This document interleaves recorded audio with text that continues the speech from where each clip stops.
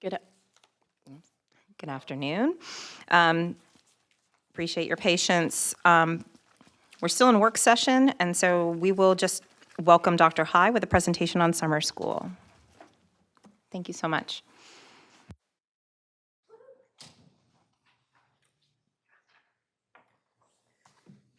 Good afternoon, Ms. Heffron, Ms. Hooker, school board members, Dr. Daugherty. This afternoon, we will discuss opportunities for summer learning.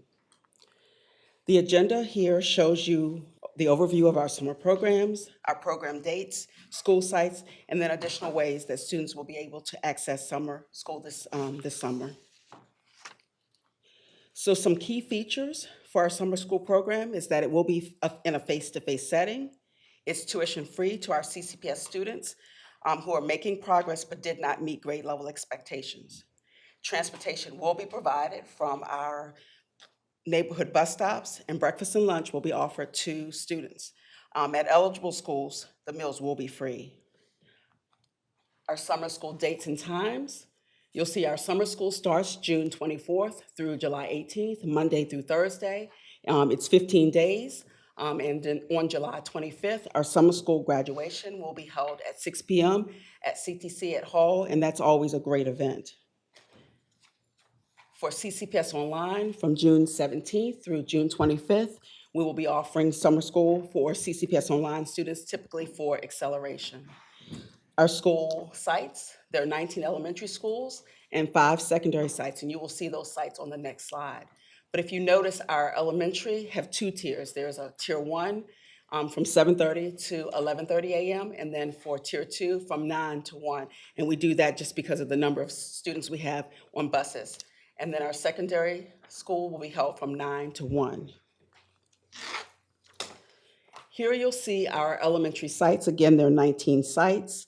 And you'll see that the asterisk represents extended day camp sites. And there are 13 sites in our Title I schools. And the caret represents where our cultural arts and world language camps will be held.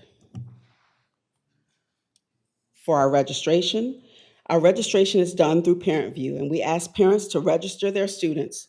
And then at the last 2 weeks, we will allow schools to register students if parents need additional support. Once the summer school registration closes on May 28th, we will open a wait list. And students who are on that wait list, we will try our best to accommodate them, but in the accommodation, transportation will not be provided. We have the SOL Academies, SAT Academy, and the WISE Academies, and those are still open until June 6th. We hold off on closing those for students who may need that additional support during the summer because of their test taking. With CCPS Online, this is for acceleration, and it closed on April 28th. And we will share the cost of the courses later in this presentation. For our elementary learning opportunities, our focus is on literacy and math, and it is in a face-to-face format. We will be offering both pre and post tests during the summer with the Lexia and Dreambox as our platforms. Our emphasis is really on addressing the learning gaps and closing the learning gaps and preventing any summer slide. During our kindergarten registration, we did provide some screening, and so we will have students who are coming for kindergarten readiness skills. Extended day programs are available at no cost to our students who are attending the Title I designated schools. Now, one note is that we do have attendance expectations this year. We ask that parents not have their elementary students miss more than 3 days, as it's only 15 days during the summer, and any time that students are not there, they're not learning. Our secondary learning opportunities, again, it will be offered face-to-face to address any learning gaps. And for high school and middle school students who were not successful during the year, many times it's students who received a D or an F average. For middle schools, they will have the option to take 1 or 2 courses, and it's 2 weeks in length for each course. For students who only need 1 course, we're offering a STEAM course as an enrichment opportunity. And they will also have pre and post testing at the middle school using our system Mastery Connect. Our high school students may take 1 course for graduation credits, and they will be participating in the SOL test based on those courses. CCPS Online, which is really for our students who are accelerating. They are taking an additional course to get ahead or to just get something off of their schedule. And you'll see here their fees. We offer CCPS Online to both our residents for year and semester, as well as we offer for individuals who are non-residents, and you'll see the cost for non-residents are a little bit more. For our CCPS Online, we currently have 1,724 students who have registered, and they have registered for 1,987 courses. It's being held June 17th through July 25th, and the time that they spend is very similar to the face-to-face time that our in-person students spend. For our SOL, SAT, and WISE academies, these are test prep academies, and they're free to students. The SOL Academy is for students who pass the SOL course, but fail the SOL. The SAT Academy is for rising 11th and 12th grade students, and this is for test prep. And then our WISE Academy is for students who pass the economics and personal finance course, but fail the WISE test, and this is a retest opportunity for those students. All of our SOL and WISE testing sites and then academies will be held at Midlothian High School and Carver College and Career, and those times are from 9:20 to 12:40. ESL for elementary and secondary programs, our English learners will be having learning opportunities in their appropriate instructional level. Level 1 and 2 students will focus on English language development, and our level 3 and 4 students will participate in their grade level content classes. For our students with disabilities, for elementary, middle, and high school students instructed in the Virginia Essentialized Standards of Learning, which is known as VSOL, we're offering specific programs exclusively to students with IEPs. It will be in a smaller group setting. Students are provided reinforcement skills in math, literacy, and functional skills, including communication and social skills. While ESY is not considered to be a summer school program, we do offer it during the summer and during the summer months, as well as throughout the year for eligible students. And the eligibility for ESY is determined by the child's IEP team. Now to some enrichment opportunities. The next two slides will really highlight a few of our opportunities. There are many, but we're going to highlight Camp Epic, which is for our rising 5th and 8th grade students, 5th through 8th grade students. The camp provides hands-on career experiences in areas such as BattleBots, Cake Wars, coding, Project Runway. They really enjoy those courses. Our cultural camp, arts camp, is for students in K-5, and that features visual arts, music, PE, world language experiences. Camp Epic and cultural arts are very popular and often fill up quickly. You can find a full list of our camp options on our CCPS website under Summer School Programs page. Now we have a new camp, and it's the World Language Camp. We're offering this for the first time to students who are rising 2nd to 5th grade. We're excited about this opportunity for students to learn about the world. They will rotate through 4 languages: French, Spanish, German, and Latin. Our basketball camp is open to students in grades 5 through 8 for 2024-25. The last camp that we will highlight today is our health science camp, which is held at Bright Point. And this is by invitation only to our rising 8th graders at Fallen Creek and Manchester Middle schools. Students will be engaged in many health-related experiences, and you can see some of those experiences there. So finally, we want to close with emphasizing that all CCPS students will have an opportunity to engage in learning this summer through their electronic backpacks. Some of the programs include Lexia, Mayan, Dreambox, Alex, and more. That concludes the presentation. Are there any questions? Thank you, Dr. High. Board members, any questions? Yes, Mr. Pronto. Thank you, Madam Chair. Dr. High, a quick question.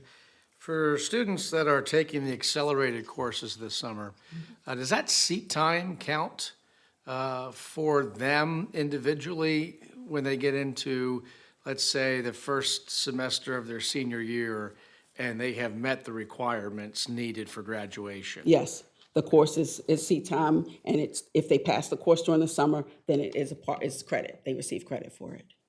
Thank you. Hey, Dr. Hyde, this was great. Again, I want to take those summer enrichment classes. The Cake Wars sounds great, but clearly I can't. Sorry. I could be a judge.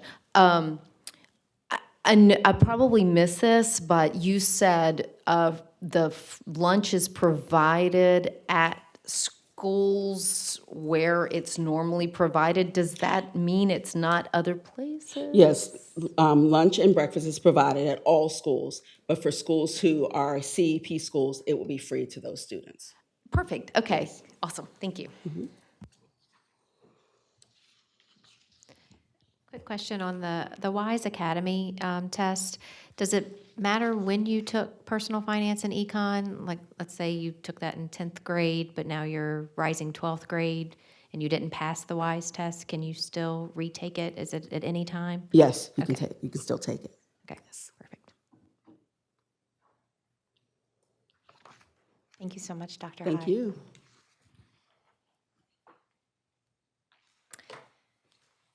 Next, we have an update on ESSER from Mr. Meister.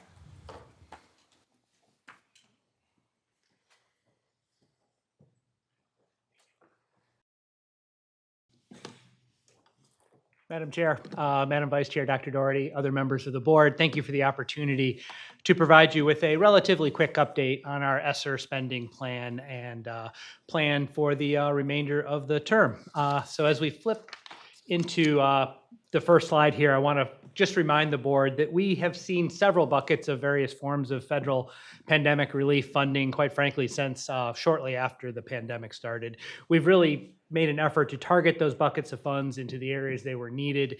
If you think about the life of the pandemic, a lot of those early funds especially went towards really ensuring our learning environments were safe, and a lot of funds as we went through were dedicated to things like HVAC and PPE and things like that. That focus of these various grants has shifted. PPE, HVAC is still important and is still part, but has gradually shifted into things like allowing for multiple learning opportunities for students through virtual opportunities, and then into how do we ensure that we are making up for learning loss. So if you think about the extent of this grant, the shift has been there throughout. As we look at where we're at now, we are in the last phase of this pandemic relief funding. You can see CARES funding, which we had about 19 million of which about 5.5 was an ESSER bucket. You see a number of other items there. CRRS Act, Corona Relief Funds, was about 23 million. The bulk of those was ESSER 2, which I've recently talked to you about. That expired in September of last year.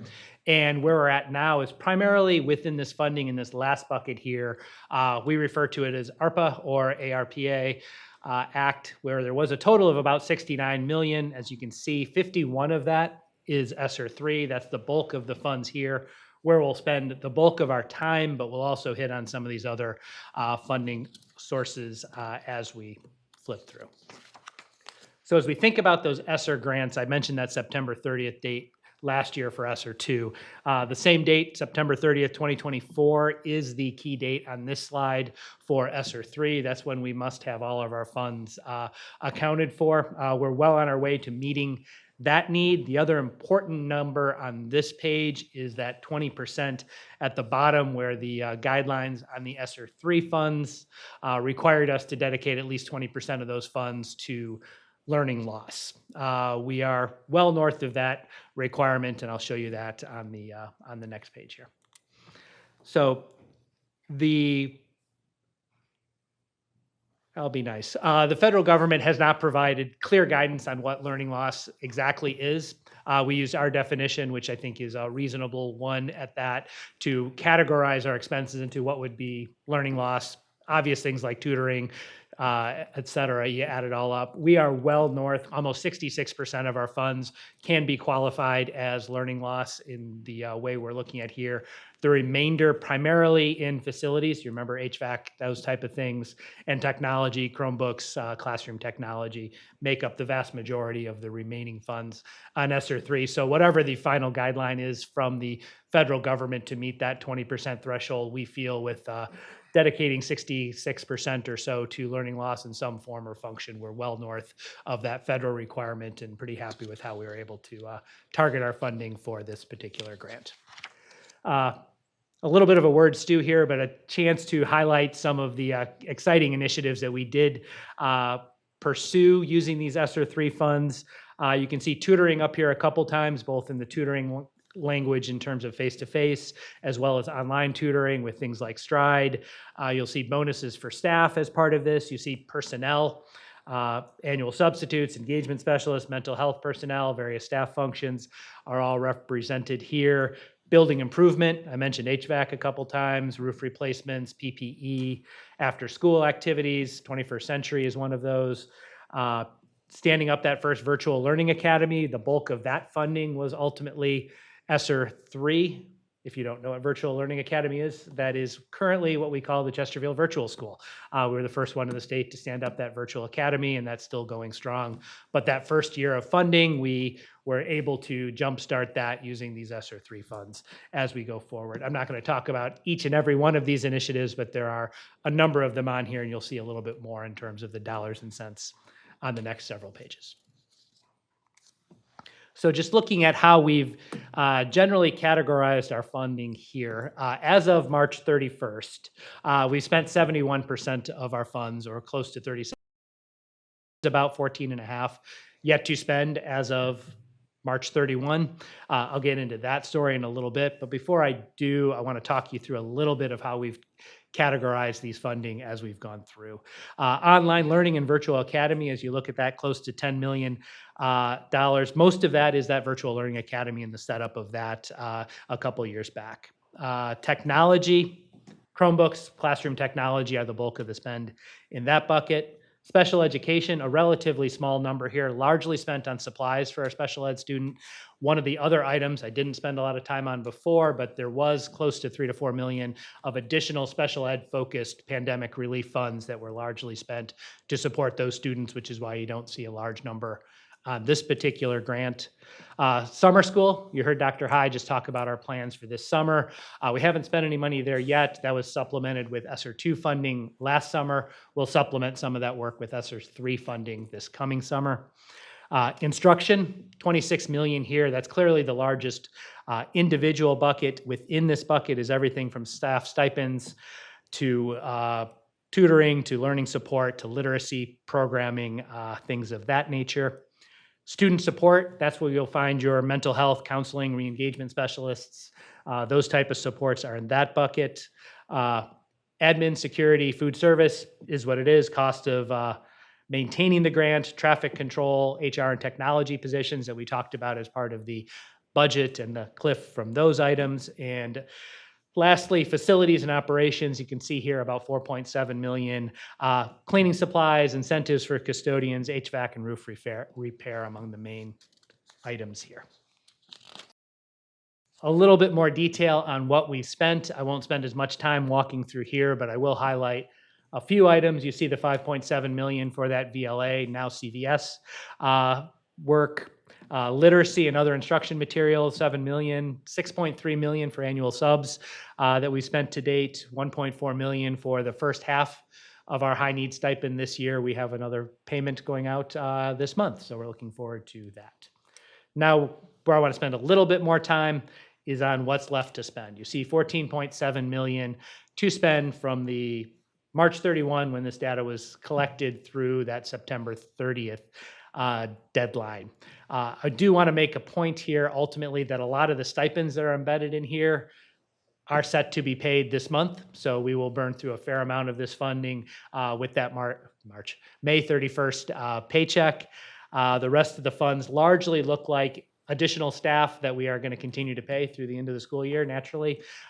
Summer school and HVAC and roof repair projects in summer school over the summer.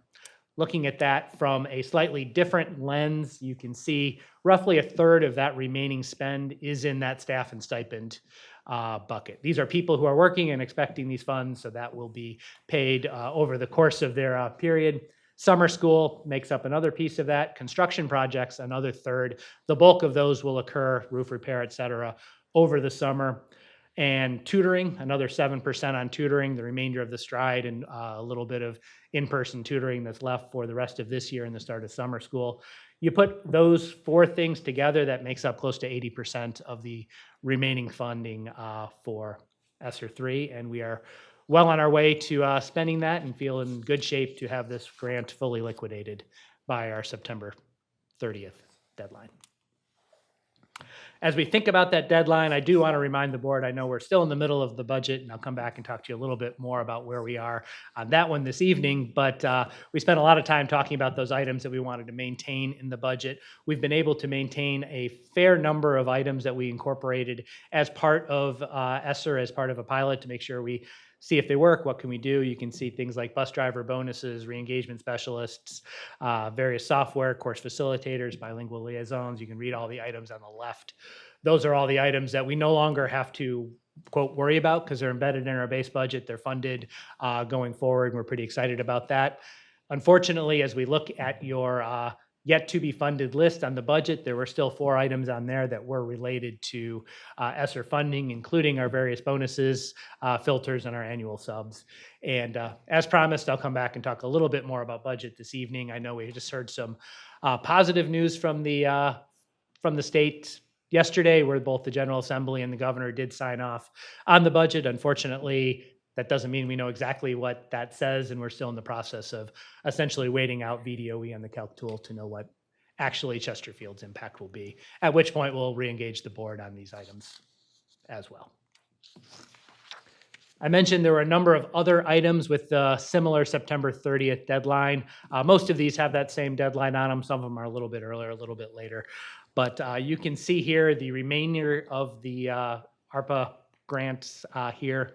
What Mr. Carson likes to refer to as CSLFRF, CSLFRF. Please don't quiz me on what that alphabet soup means. That about $12.5 million. We have about $300,000 left to spend there, well on our way to burning through that funds, as it's been a really important contribution to our major maintenance planning over the last year or two.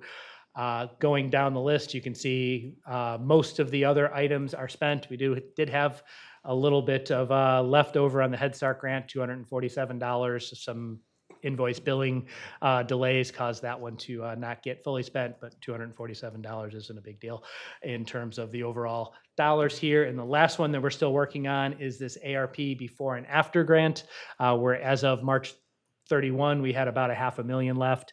This we're currently using for Stride online tutoring and a little bit of face-to-face tutoring as well. We're well on our way to making sure that gets spent by the September 30th deadline as well. And to conclude, our spending plans are well understood. Staff knows where they're out, going to make sure that invoices get in time, product gets delivered, staff gets paid. Summer school and the summer facility projects will be the last things on the list that we'll need to make sure get invoiced, et cetera. We're well on top of that. And we feel, honestly, I feel good about the remaining cliff items, given what rumors I'm hearing out of the General Assembly and the governor, but unwilling to call that a win yet, but we'll come back and revisit that as part of the ongoing budget discussions. So with that, Madam Chair, I'll pause for any questions. Thank you so much, Mr. Meister. Board members, any questions? Mr. Meister, real Yes, quick question. Just want to clarify on the slide that starts with, we have removed a number of items from the ESSER cliff. The items on the blue side, Yes. those are ones that are just been removed from the ESSER side. They are in our budget, correct? Removed from the cliff, embedded Right. in our budget. Yes. Embedded in our budget. Yes. Right. Perfect. Just for clarification. Understood. Any other questions? So dovetailing off of what Ms. Coker asked, so my understanding is of the list of the items that we wanted that we did not have funding for, the ones that are in the pink are the only ones left? Or those are the only ones left that had to do with ESSER funding? That. Okay, thank Yes. you. 'Cause I was about to be really excited. I'm like, okay, we have everything we need. And just those 4. Okay, thank you. Yep, perfect. Thank you, Mr. Meister. Appreciate Thank you all. Next, we have an update on food and nutrition services from Mr. Dunbrack. An exciting.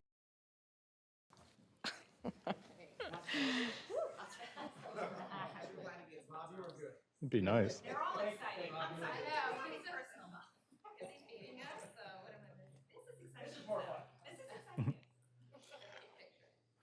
All right, folks. Well, good morning, Dr. Doherty, Madam Chair, board members. As always, good afternoon. Feels like the morning for me.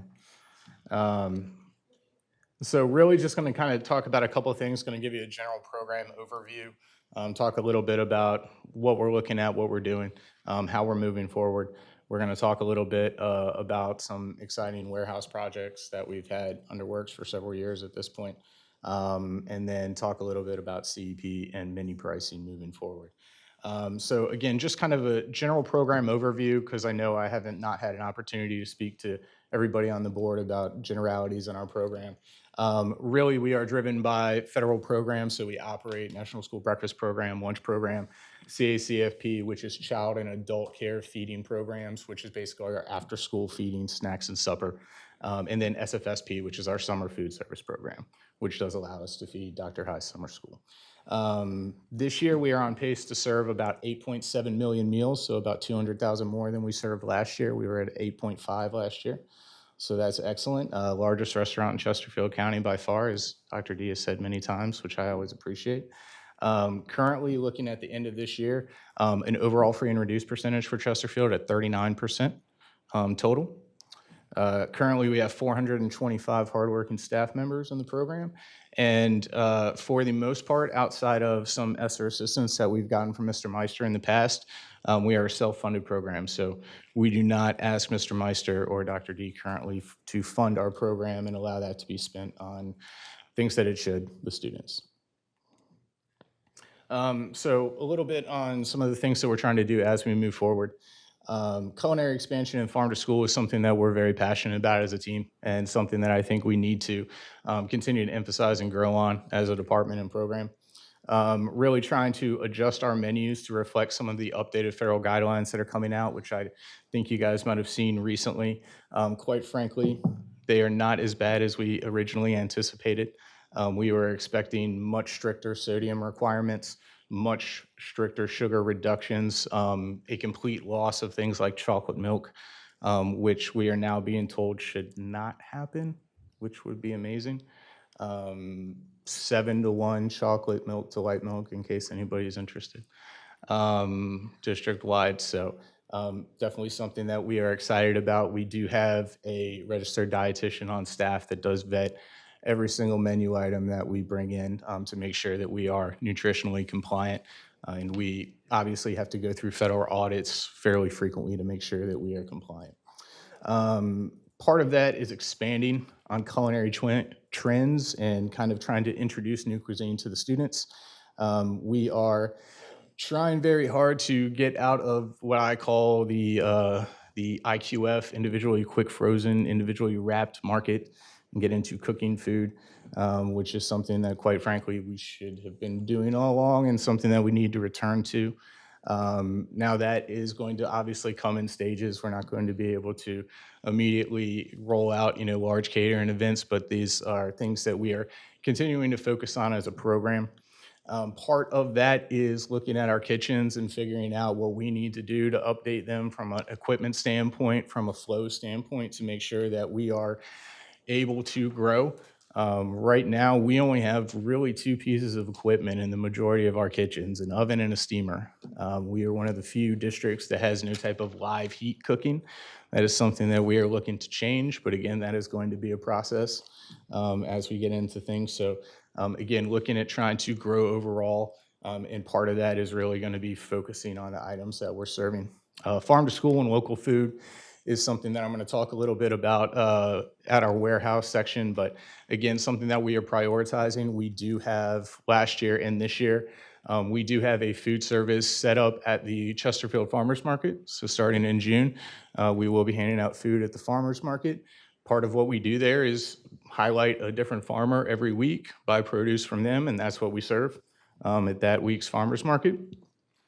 Trying to expand that to a grander scale to impact our cafeterias is something that we're very passionate about. Obviously, there's challenges with that, amounts, find folks at procurement, other things, but again, and then student and staff input, which I think is very important and something that we are, again, trying to highlight, getting into schools, having menu committees with the kids, getting their feedback, also trying to involve parents.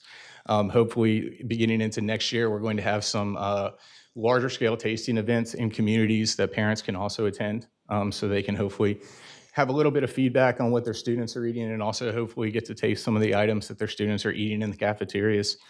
So again, trying to constantly get input and feedback from those folks. So we are staying on trends that they're interested in and not just throwing things at them that they're not going to want to eat. Professional development.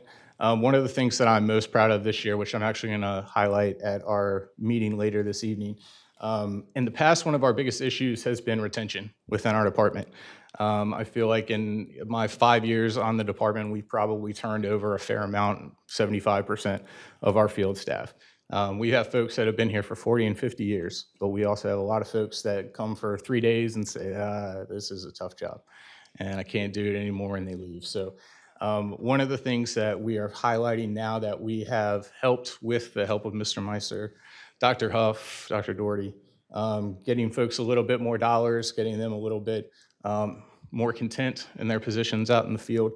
This is the first year, I'm gonna knock on everything you have, that we've started and ended the year with the same management team at all 68 schools. I've not had that my entire time here.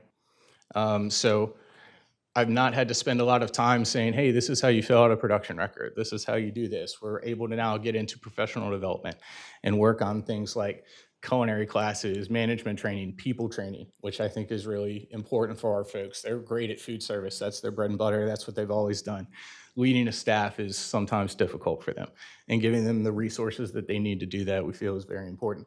And then obviously career growth. We have a lot of folks that are interested in being here for their entirety of the careers, and they might not necessarily want to stop at being a cafeteria manager, and letting them know that there's other options. There's positions that I have in my central office. There are obviously positions in the warehouse, and allowing them, to understand that this is a career path that they can select. Part of that has been an improved onboarding program, which we've had a lot of success with bringing in new folks this year, and also improving on our food safety certification. So all of our managers on the field have documented food safety certification. Warehouse. So we have been working on a warehouse project for 4 years since somebody said, hey, we should have a warehouse. And it has been an incredibly slow but interesting process. I've learned quite a bit. And we are incredibly close to bringing this to fruition. Our warehouse is located at 13600 Pramila Springs, which is in Chester. It is right by Route 1 and Route 10. So closest school to it is Christian Elementary School. It is a 20,000 square foot, mainly frozen and refrigerated warehouse with some dry storage space. So when we originally took it on, it was being leased by Blue Bunny Ice Cream, who was only using a third of it. So took us about 3 years to get them out and get everything renovated. The landlord has been great working with us. So we are incredibly close to a point now where we can have trucks coming out of there and bringing fresh food out to our schools. Of all the things that I thought would slow this project down, right now the thing we are waiting on is internet. I can't get internet. I've been trying to get internet since December. Verizon and Comcast cannot decide who has to bring fiber out there. And until fiber is out there, there's a discussion about how to hook up coax cable. Long and short of it is, once they have that turned on, I can turn on my refrigeration equipment and I could probably put food in trucks. So that would be very exciting. I have 3 trucks on site. I have 2 at fleet right now getting inspected. I have forklifts coming at the end of the month. We have hand trucks on site. I've got a supervisor and a lead ready to go. So everything is starting to come together. We've got brand new sets, like I said, of refrigeration equipment, brand new doors. The entire building has been re-insulated. And it's really been an exciting process. So what is it going to do for us? Well, really the idea behind it is during COVID, during the pandemic, we got into a situation where not only could we not get food, but vendors were having a really hard time getting food to us. And we ended up contacting a vendor directly, and they said, yeah, I'll bring it out to you guys directly. Here's the invoice for it. And we were shocked at the pricing and realized the majority of our money was going to basically middleman services for our vendors to take in the groceries and then bring them out to our 68 locations. So during the pandemic, in one product alone that we normally at the time were buying during the year for a cost of about $1.5 million. Throughout the course of the year, we spent $200,000 and got the exact same amount of food, and then figured out a way to deliver it ourselves. And that kind of gave us the idea, hey, what could we do on a grander scale? Now, we did not invent this idea. Places like Chesapeake, Norfolk, other divisions have already done this for many years and have a very sound program. We've leaned on them a lot during this process, and they've been extremely kind by giving us information and allowing us to come visit them and piggyback off of some of their ideas, and really help us get to a point where we feel very confident about rolling this out. So we are anticipating deliveries again, as long as we can get internet going. We should be able to start bringing stuff out next year. Now, it's not going to be 100% all at once. Obviously, just like a good restaurant opening, it's going to come in stages, soft opening. We're going to start with our commodity food, give you a little bit of background on that. Government commodities, which is the food that we get from the government, in order to get that delivered to our back door, they charge us $6 a case. So not only do we have to trade them basically the government monopoly money for it, but then to bring it to us at $6 a case. My guys this year are going to go pick it up in their truck, 50 cents a case. So just right there, that's almost a little over $250,000 just in what we'll save and going to pick up food as versus getting it delivered to the door. This is also going to allow us to expand local produce like we talked about. It's very difficult to get a local farmer to have enough tomatoes to bring me and then take to all 68 schools. But if I can work with 5 different farms and get them all in one place and then distribute them out, not only can I help our local farmers, but I'm getting fresh stuff for our students. And that's kind of the idea behind what we want to do with a lot of that stuff. So again, something we're very excited about, something that we've been working really hard on, and it's extremely close to being a reality. So we're very excited about it.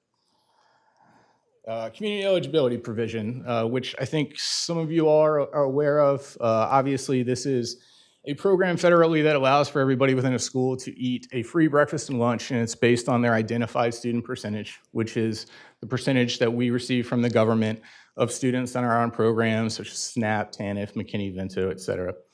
A qualifying school federally technically can be anything that is 40% or over ISP. You can qualify a school that is 25% or over, but it comes at your kind of financial decision, which we've kind of talked about. Reimbursement rates change a little bit. Now, internally, the way that we have tried to kind of prioritize it is any school that would be 30% ISP or over. If we look at kind of a map of Chesterfield, if you notice the green, our green sites are our current CEP schools. So we currently have 40 schools division-wide that are CEP. Our black schools are our schools that do not qualify, so they are not at a 30% or over ISP. And then we have 2 schools that we are proposing adding this year that have made the jump over that 30% threshold, and those are Monacan High School, which is the red dot that is closer to the top of the map, and Alberta Smith Elementary School, which is buried a little bit in between that sea of black and green, kind of in the middle. And we talked a little bit about that in kind of the review session, but because of feeder patterns at certain schools, the Bailey Bridge corridor is an interesting breakdown in terms of CEP qualifications. Running very speculative numbers because we're not really sure about population at the new middle school. It's very likely those students that have somewhat impacted Bailey Bridge will flow to a different middle school once the new one opens, and we should be able to reevaluate Bailey Bridge at that time. But currently it is somewhat cost prohibitive to qualify that school. So currently, like I said, 40 schools participating. If we looked at that 30% IEP, this year we have Monacan High School, 32.66%. They were at 29.8% last year, not allowed to round up, fine folks at the federal government. This year we also have Alberta Smith, 30.23%, last year 29.25%. So cost, there is a cost associated with this.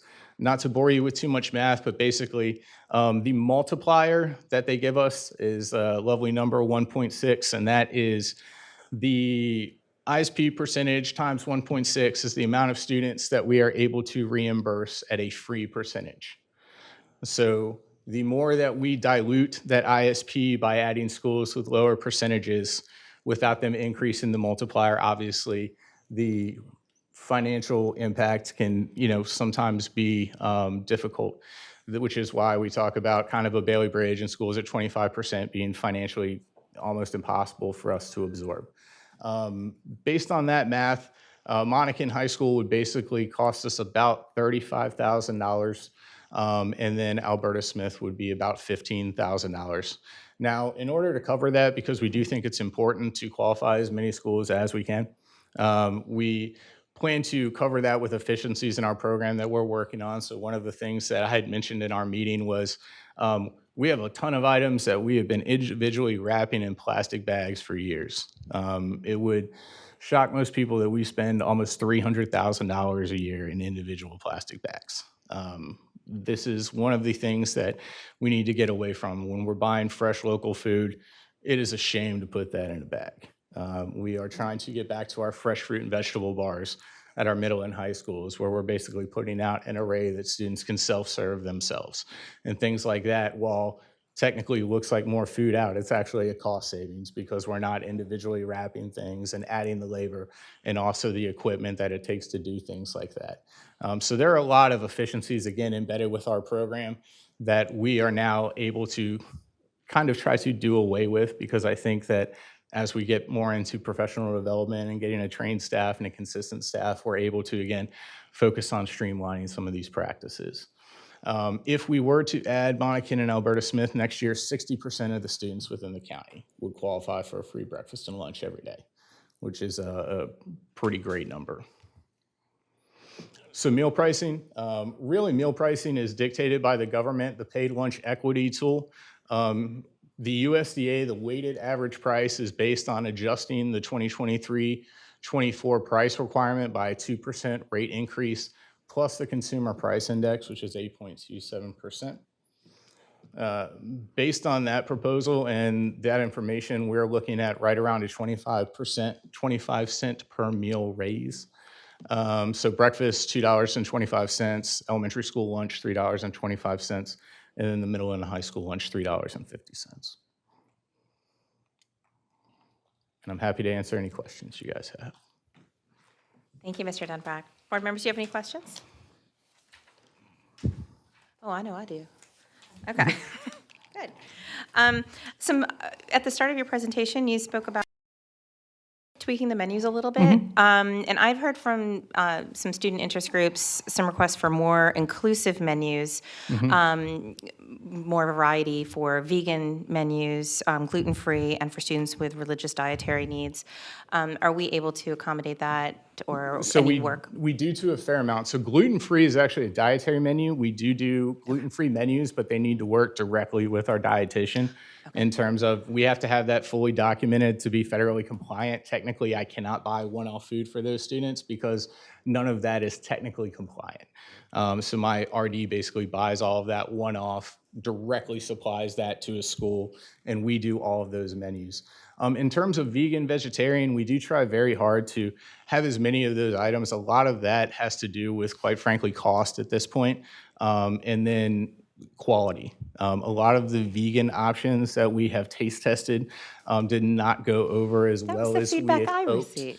So we actually did a meatless taste testing at Tomahawk Middle School a couple weeks ago. 100% vegan items. Surprised by some of the results, not shocked by some of them. We had an Impossible Meat Burger that scored very well. We had vegan tacos that 3 different types, they did not like any of them. And then we also tried some different snacks, some things like crispy fava beans, things like that. Snacks much more well received, obviously, because there's things like buffalo flavorings and things that are a little bit more agreeable. I was quite frankly shocked by the Impossible Burger response. The taco meat was not quite as shocked. So those are things that we're looking at. Those are definitely things that we're trying to get in. In terms of religious, we cannot go kosher simply because we cannot meet the requirements to go kosher. It's impossible for us. We do have some pork items. We limit that as much as possible, and we denote all those items on the menu so folks are aware. There should never be a day within the county where there's only a pork option for a student to choose. And I think that was where the students were talking about the vegetarian options coming in as being something that was We need to expand that a little bit. We have a lot of defaults a lot to yogurt, and Right, and quite right. frankly, there should be more than that. We've done cheese in the past, but again, that wasn't as well received from our vegans. So then trying to find that option, hummus is something that we've looked at, but it's a lot of hummus to meet the dietary guideline for a meat alternative. So the How thought much was. hummus can you eat for lunch? Right, Yeah, right. exactly. It's close to a cup of hummus, That's a lot of which is hummus. quite a bit if you're thinking about having to dip that into vegetables and things like that. So that's an undertaking. Yeah, so Yeah. so all things that we are looking at and considering, part of the culture inclusive menus that we're trying to add. A lot of our Hispanic offerings, some of the things like the tamales and the pupusas, we're trying to get those things in like bean and cheese and things like that. Obviously, again, not necessarily 100% vegan, but hopefully giving our vegetarian students a little bit more and then trying to focus on the vegan students as much as we can. Terrific. I'm glad to hear that that's at least, yes, sounds like it's top of mind. 100%. I appreciate that. And then I had a question about the broadband at the warehouse. Yep. Is that a broadband issue, a broadband access issue, or is that something that? Saffron, I wish I had a better answer I would for you. love to advocate I know for you. I've spoken with Dr. Tillman, and he said that it's kind of a Verizon and Comcast situation. And he thinks part of the issue is that they're obviously competing companies, and neither is necessarily going to be eager to do work for the other. So we are trying to stay on top of it as best we can and reminding them every couple of weeks that we are still here. And we would love for them to help us out. Quite frankly, the general contractor for our company also reached out to them because there's concern that if we don't test the equipment soon by turning it onto the internet to test the temperature controls, that the company could void the warranty because we've been waiting that long. So we're hoping that will hopefully leverage the situation a little bit. I appreciate that. I'm sure the board members will advocate as much as we can with our state representatives as well for some support. And there is coax cable there. I think I'm not really sure what the Is there a disconnect dial-up is. modem available, or are we? So we do have some wireless that Dr. Tillman was kind enough to hook us up with. The problem is that is an incredibly isolated area. So it does come in and out. It is fine for my guys to use their computers and whatnot, but it is not enough for them to test the connections on the temperature control monitoring. Where we have millions of dollars of inventory. Yes. That we need to make sure. Yes, and the gentleman that does that is actually flying in from South Carolina. Once we get it hooked up, and he'll do a 3-week testing process here, Thank you. of course. Madam Chair, thank you. First of all, any event that I've attended since being elected, the food has been absolutely phenomenal. So I just want to credit you and your team for that. With that being said, 68 management team, this is the first time you said, and I apologize, how long have you been with CCPS? I've been here 5 years, or 5.5 years. So the first time in 5.5 years that all 68 management team members Started and finished with me. started and finished a year. Yes, sir. What changed? Quite frankly, I just think we're doing a better job as a department to give them resources and opportunities, and really allowing them to focus not only on their jobs, but as growing as professionals. I think previously, when you have a ton of staff turnover, when you're constantly kind of up against the gun, and you're always having changing priorities and fluctuations within what's going on, I think it becomes a challenge. And that is on top of the nature of food service, which is kind of an unforeseen challenge in and of itself. So we try very hard to offer them resources, to give them consistency, to offer them anything that they really need to do their jobs. And part of that is giving them as many staff members and qualified staff members as we can. And I think, getting some additional pay to those positions has helped, because really we're not competing with other school divisions, food and nutrition staffs. We're competing against, and we're now dollar-wise more competitive, which before we weren't. So I think that's helped out quite a bit also. Fantastic, okay. Also, in regards to the warehouse, now this is down the road thinking. right? And I know we're talking about, look, we're still trying to get internet to the building, Yep. okay? I understand that. What is your plan 5 years from now in regards to this warehouse? I have a ton of plans. I think I try not to get too ahead of myself because I'm very much, kind of let's get it started. Let's get the internet up. Let's get the food going. Right. Quite frankly, we have looked at several things such as hydroponic gardens that we could bring in there. We've also talked a lot about having central kitchen operations. That would obviously involve a much larger renovation that we would need to work with the landlord on, a ton of plumbing and infrastructure type situations, but things that, again, to offer resources to the field. One of my favorite things when I was in school was coming into the cafeteria, and all the ladies used to bake. We have had stand mixers that we've been removing from kitchens for years and putting on the lovely .gov site because that, frankly, just has not existed within the schools for a very long time. And sometimes just walking into the kitchen and smelling something like that is a huge kind of sale in and of itself. And one of the things that we have kind of seen in other divisions, particularly Norfolk, that I've spoken with their director, Ms. Winter, about, they do basically roll pucks at their central kitchen. They send them out to the field. It's part of their order. So they go on, I want this, this, this, and I want 3 pans of rolls. And then they cook them in the oven. And it smells like fresh bread when the kids walk in. And, next year we've always bought individually packaged cinnamon rolls. Next year we brought in dough. We're going to make cinnamon rolls.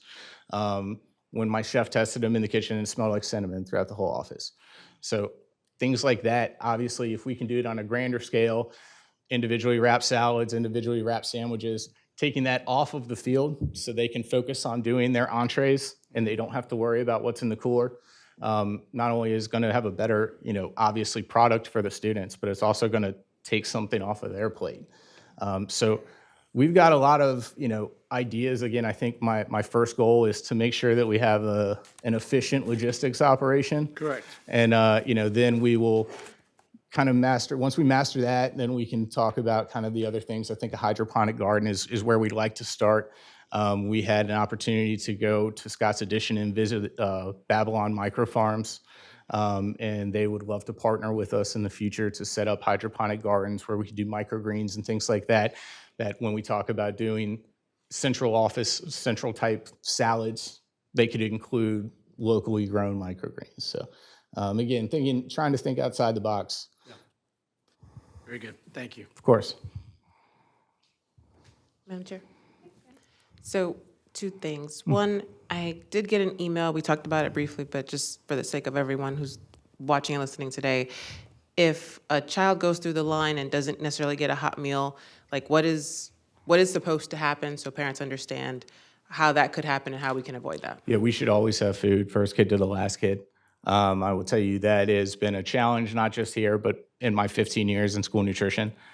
There is a constant kind of food service idea of controlling waste. And I think there's a difference between controlling waste and limiting access. And it is, quite frankly, a challenge. We have production records. We ask our folks to forecast, to look at their previous numbers and then add a cushion because we don't want to run out. There's also, quite frankly, been challenges from some of our vendors. When we get shorted at the last minute, when we don't have the full item, acumen, we might have served everything that we had and run out. So it is something that my folks are cognizant of. I can tell you from a central office perspective, it's something that we are focusing on and really trying to make sure that they're cognizant of in the field. I have a student that has a last lunch, and there have certainly been times where not everything has been available for her. And it's something that we want to make sure, again, you want to feel invited, whether you're the first kid or the last kid. So it is a focus of ours. And again, I think it's going to really be a mindset change for a lot of these folks. It's okay if we have some leftover. Okay, thank you. And then the last question was regarding the app. So sometimes it's not accurate to what is actually being served. So the parent who is trying to pack the lunch because whatever's on the menu doesn't agree with my child, I need to pack a lunch.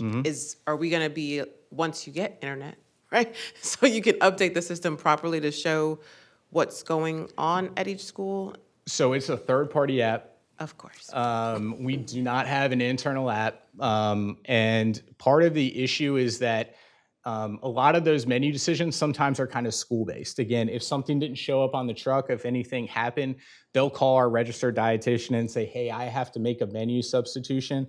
A lot of times we'll let the school know in terms of the administration, but obviously they're not sending out an email to every parent that day saying this. We try very hard because I've had discussions with parents that will sit down and denote days on the menu. And that is what they'll base their students' participation on. And I absolutely get that. There is the lovely caveat on every menu that says menu subject to change. And I try not to rely on that as well, it says menu subject to change, so that means this is a shot in the dark. We try very hard to stick to it as best we can. Next year, we're even going a little bit further. And if you look at it this year, it says fresh fruit, fresh vegetables. Next year, it's going to denote the fresh fruit and vegetable. Reason being, I see a lot of bagged carrots and bagged sliced apples out there because it's easy for my folks to put out. And quite frankly, we need to have variety. So if they're not going to make a good decision, we're going to make it for them. But having said that, then there's even more emphasis on making sure that we are following the menu guidelines. In terms of an internal system, I would love that. I'm certainly not the person to decide how we can set that up, but I would love to figure that out. We do have a SHAB committee. My RD is actually a part of SHAB. So.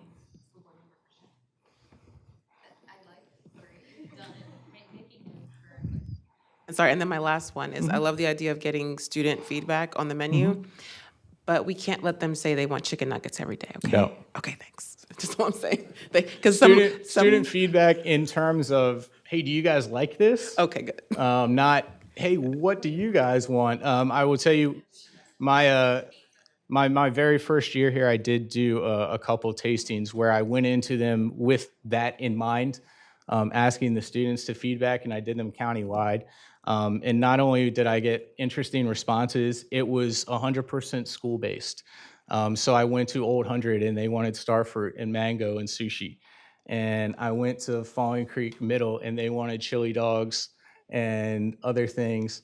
And it was, no matter where I went, it was incredibly individualized, and I didn't get the same two answers anywhere. And I was like, okay, we need to remediate this. So when we did the vegan taste test, we went in with choices that we knew we could execute, that we thought, were reasonable for the students to select, and said, hey, do you like any of these? And, not as many as we had hoped. But I think feedback, but more so kind of steering a little bit. Maybe that's not the right word, but yeah, of course. I understand the hate on chicken nuggets, but it's such If they had their options, it would be pizza and chicken nugget Yeah. city, 100%, 100%, and corn dog nuggets. Ms. Shatters, yes. Thank you for this presentation. We're now starving. It's fine. I love your creativity and your forward thinking. I'm kind of blown away. And also, side note, kind of excited about maybe you can fund our unfunded bid.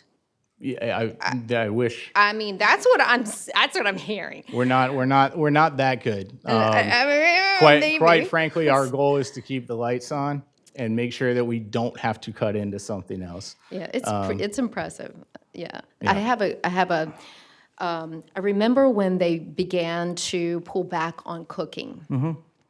And people like to be lunch ladies or lunch personnel because they like to feed the children. 100%. It is. And so I love that you are, number one, I was shocked to hear that steamers and ovens were it. So the idea of a stove or whatever, I'm not. Yeah, we're really looking at a lot of tilt skillets. So basically an incredibly large flat top, but with sides. Oh, sure. That you can, sausages, stews, tacos, a pretty universal type option.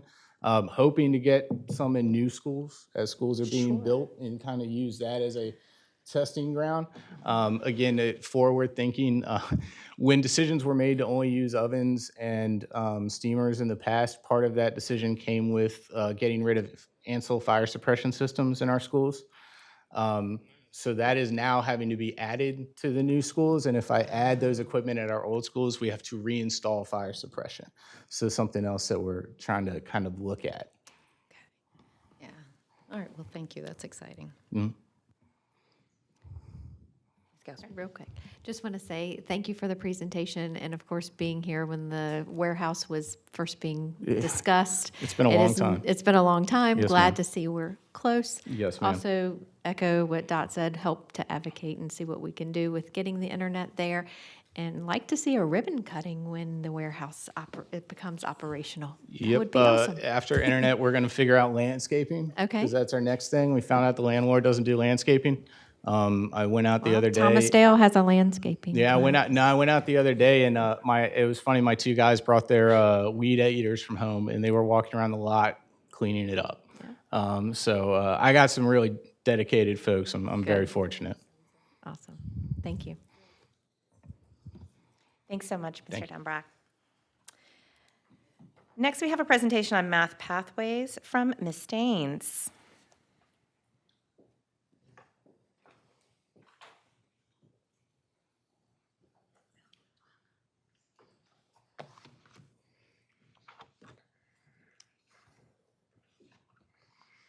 Good afternoon, Madam Chair, Vice Chair, School Board members, and Dr. Doherty. My name is Emily Staines, and I serve the school division as the Director of Secondary Curriculum Development and Support. And today we will provide curricular updates for mathematics, beginning with the 24-25 school year. The topics I will present to you today are listed here for your review. As a reminder, on March 12th, 2024, this school board voted unanimously to approve the new on-grade level mathematics pathway for students in Chesterfield County Public Schools, as represented by the blue courses on this slide. With the Virginia Department of Education's 2023 Mathematics Standards of Learning revision, the central office team began the next phase of our work through our internal standards revision process. In CCPS, we use a standards revision process to review our curricular, instructional, and assessment resources to ensure alignment to the revised state standards of learning. First, we learn. Our division curriculum specialists read the Virginia Department of Education standards in their designated content area, attend webinars and meetings, and review released content documents to understand the changes to the standards for a comprehensive review of all the revisions.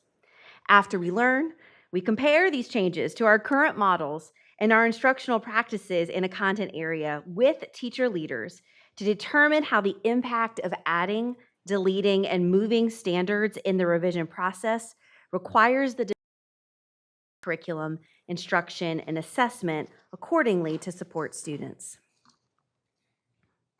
Once we have compared the changes to our current courses, we design the revised course content and sequencing in response to the changes to the standards and consider our students' previous, current, and future learning.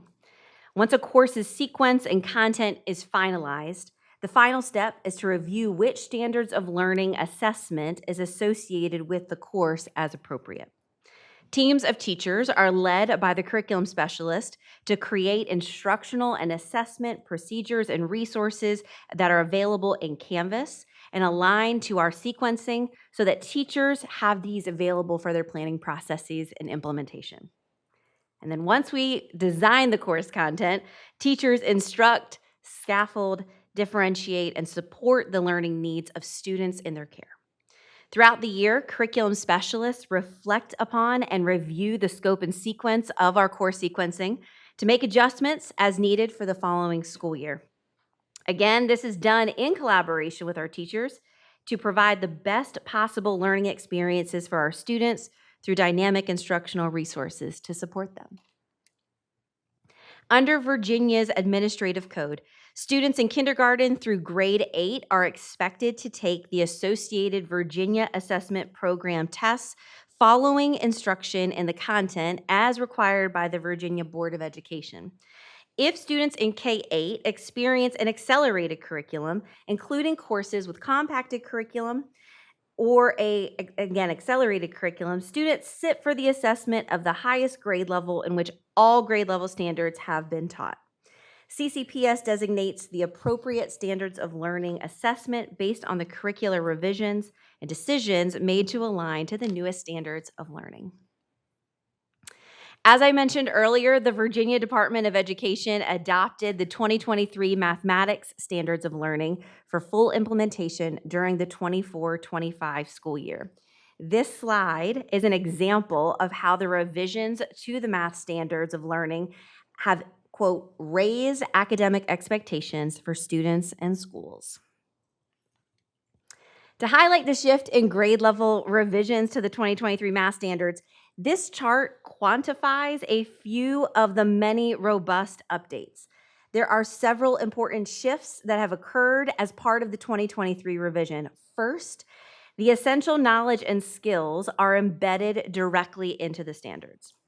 Second, the data cycle has been added in kindergarten through Algebra 2 for students to experience innovative ways to process their learning through questioning, collecting, organizing, and creating data visualizations appropriate to the grade level.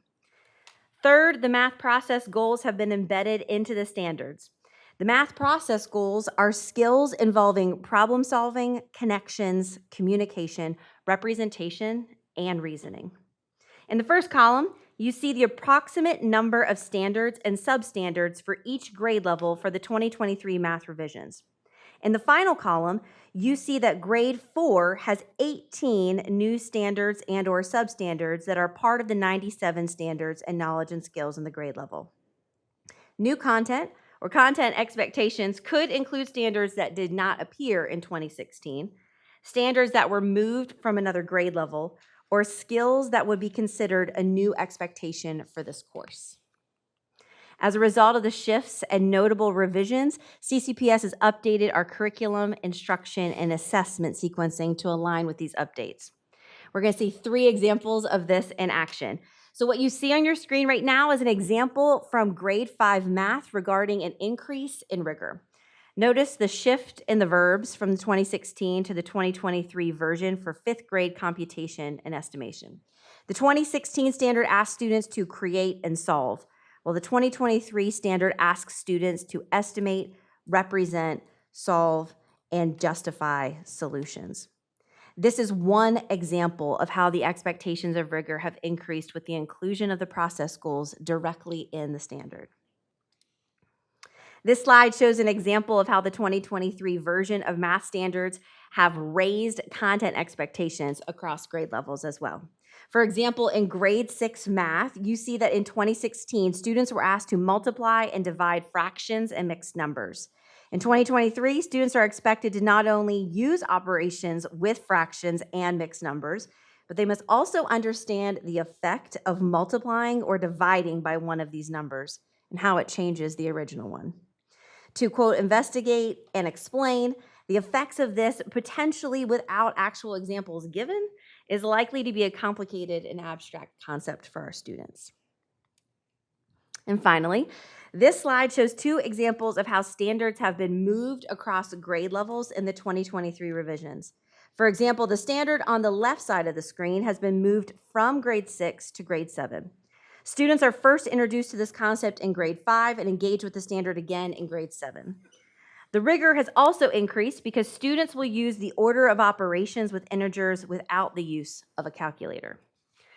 The second example shows content that has been moved down from grade 8 to grade 7, and it is a new content expectation for grade 7 for 2023.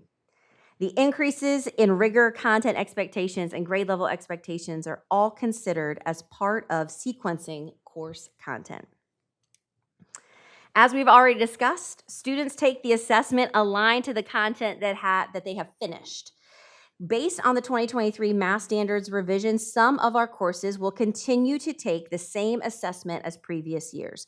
For example, Math 4A will continue to administer the Math 4 SOL. And in middle school Math 1 in grade 6 will continue to administer the Math 6 SOL test. In other courses, a change in the assessment is necessary due to the changes in content covered. For example, Math 5A will not finish teaching the grade 6 standards. Therefore, Math 5A students will sit for the Math 5 SOL test. What remains consistent is that our single accelerated math students will continue to have Algebra 1 in grade 8, and our double accelerated math students will continue to experience geometry in grade 8. In order for these changes to occur, CCPS has a cohort of students that will need to follow their current course sequence to learn all content. A few courses have been renamed to ensure students do not miss this content and do not repeat the standards of learning assessments. The courses in the yellow boxes, have been renamed as a result. After the 2024-25 school year, students can take 8th grade math instead of algebra prep. As an example, let's consider a current 5th grade math student. For the 2024-25 school year, students currently enrolled in Math 5 have 2 options, Math 6 or Middle School Math 1. For students currently enrolled in Math 5A, they have 2 options, Math 7H for single accelerated or Honors Pre-Algebra for double accelerated. The addition of a new on-grade level pathway and the revision of the 2023 math standards have helped the division realign our content in ways that have additional opportunities and benefits for our students. Currently, Chesterfield families make a decision for their students in 3rd grade that remains in place until the end of 6th grade. And as you can see on this slide, our realigned district sequencing based on the 2023 math revisions provides an annual opportunity for an abundance of course options for families and students as they decide their course options that best meet their learning needs.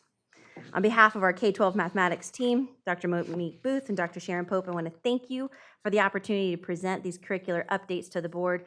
Madam Chair, I welcome the opportunity to attempt to answer any questions you may have at this time. Thank you, Ms. Staines. Board members, any questions or discussion? Ms. Shatters, go ahead. So I'm on slide, the one before that. Another one? Yes. So for the current students who are in school-based gifted, so that would be the accelerated. So let's go with that side of your screen. So the 5A, before the math pathways, they would be getting 5th and partial 6th, and when they got to high school, they would get middle school, they would get the other half of 6th and partial 7th. That's what it is today. Currently, Math 5A students get the rest of 5th grade content and all of 6th grade content. And then they assess on the 6th grade SOL. So in this model, we're skipping the 6th grade SOL if the 5A student continues with a single or a double accelerated pathway. So so I understand the visual is a little confusing because the only courses that have changed is the students who, for example, we're assuming that Math 5A student is already looking ahead. They're not looking backward. We tried to create a visual for the Math 4A students who currently are in Math 4A so that they could see what they would get for 24-25 from Math 5A. Our students who are currently in Math 5A, they have those 2 options. The boxes in yellow, they have Math 7, where they would take the 7th grade SOL for single accelerated because we haven't covered 7th grade content yet, or they would take Honors Pre-Algebra, which is 7th grade and partial 8th grade, and then they will also take the 7th grade SOL, which we haven't taken yet. So they would not get the opportunity to finish the rest of 6th grade content if they stayed on the accelerated track. So because we're not doing 6th grade SOL for Math 7H. As we think ahead to our next cohort, so our students who I want to be sure I'm clear. Students who you're currently referencing are students who are currently in Math 5A. Or 4A, because when we implement this, it'll be for them when they hit middle school. So for my child, she's currently a 4A math student. So currently in Math 4A, your student we always skip a SOL if they're single accelerated. So we're skipping 6th is what I'm saying. We would skip 6th. So they're getting partial content, but will not be taking that SOL. That is correct. is the piece that they're getting relevant to 7th grade? Yes. So we will continue to spiral our content in to make sure that those 6th grade skills really build into 7th grade as well as 8th grade. And that's part of that really strong course alignment. Okay, thank you. Of course. Any other questions?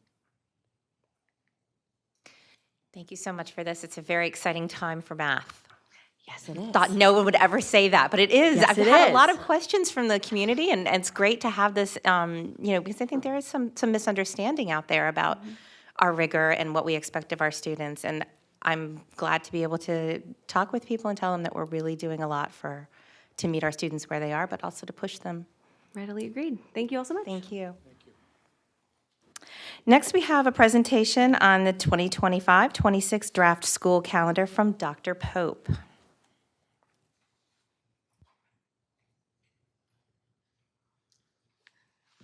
Good afternoon, Board Chair, Vice Chair, members, and Dr. Daugherty. I hope we can be equally excited about calendar conversation. It's been a great afternoon so far, but it's not going to be as good as food. I'm going to put that out there right now. One of the reasons I am obviously here today is to talk about calendars, specifically the 25-26 draft calendar. As a reminder to everyone listening, our 24-25 calendars are already approved. They're already posted. So we're going to fast forward our minds, and we're going to cover the topics listed here. And as every school division does when they go about formulating a calendar for potential approval, we review the Virginia State at any calendar that you would approve. Our schools, as they build out their master schedules, would be able to meet these expectations. Here in Chesterfield, when we have doubt that we might be able to meet any of these expectations, because let's face it, who can predict some of the crazy things that happen, right? We all keep thinking that blizzard could happen some year. I don't know if it ever will again in Virginia, but obviously there are power outages, there are election needs, there are other things that pop up that are very hard to predict. When we have a concern that we might not be able to meet, we would present to you a waiver, and you as a board would determine if you would like to approve that waiver, just to give us a little bit of comfort and a little bit of assurance that we would be able to build those schedules in a way that serves our students. One of the things we also do when we're building a calendar, we look around to see if others across the region have already approved a calendar. In this particular year that we're looking at right now, one of our largest neighbors has already approved their 25-26 calendar. And one of the reasons that we do that is because we all recognize that we may have children attending our schools who have parents that work in other divisions, and we may have employees in our schools who have students in other divisions. And by aligning our major breaks, we actually alleviate a lot of stress that could come about because we have employee absences related to breaks. And of course, that puts a strain on our substitute pool. We also engage in conversations. Most recently, one that I can remember is since many of the schools across the region are beginning their school years before Labor Day, should we move our spring break earlier in the year? So that was a very robust conversation recently. And then we look, as we begin to build any calendar draft, back at the questions we receive through ACTS and from teachers and principals directly through email. Taking all of that into account, we begin drafting. And then the draft calendar is presented to all of the groups that you see listed here. We are obviously at that last bullet at this moment. With this calendar being posted, we certainly welcome our community members to submit to that email address their thoughts about this potential draft calendar. I will tell you that we're also going to be sending a message out. I think our communication office is working on that as well, so you don't have to just listen to this work session to know about that. The draft calendar is linked, and I believe anyone that goes into board docs will be able to see it. Just a reminder, this is the student/parent version of the calendar. If you look at the calendar, its feature design is a Monday through Sunday layout. And of course, our employees, when they receive their contracts, they receive their work calendars, and those can differ from a student-parent calendar. Try to always think about, as a parent, what dates would I most be interested in? And when we think about vacation planning or considering inviting family members to a potential graduation, et cetera, we lift out here on this slide the days that probably are most important. The first day of school, the last day of school, spring break, anticipated graduation week, which would follow our normal pattern, and just some of those things that parents might be most quickly interested in knowing. For our students, our parents, and our staff, just some things that will feel comfortable about this particular draft. It does remain with the 178 instructional days, which is what we've had the last few years. We are continuing the staggered first day starts for our kindergarten, 6th and 9th graders. That is something we continue to get great feedback on, an idea that Dr. Daugherty brought to us. We have a half day where students leave the school and teachers can have planning and clerical time at the end of each quarter. And we always align our holidays to those days we anticipate the highest likelihood of high absences. And of course, that question always comes up, do we still get the 2-week winter break? Yes. Do we get a 1-week spring break? Yes. And those 2 breaks do align again to that other large division. Again, we listen to feedback. It's very important. This is version 8 of the calendar I'm sharing with you today. So that tells you we listen to feedback and we make changes as we hear from each group. I so enjoyed meeting with SAGE, the Superintendent's Advisory Group, yesterday, and boy, did they give some great ideas. So just keep them coming.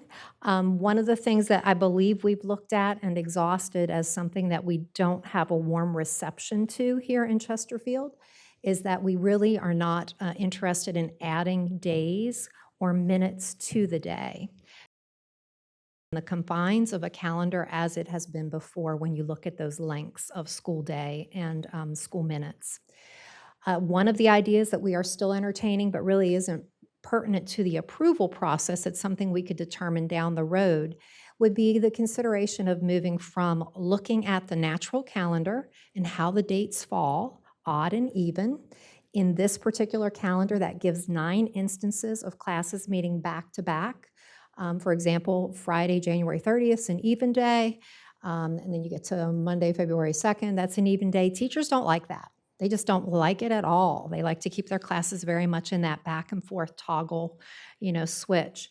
So one of the things that we've talked about is what is done other places, which is instead of having a day associated with the date on the calendar, you simply designate A day, B day. Many schools use their school colors, gold day, burgundy day, for example.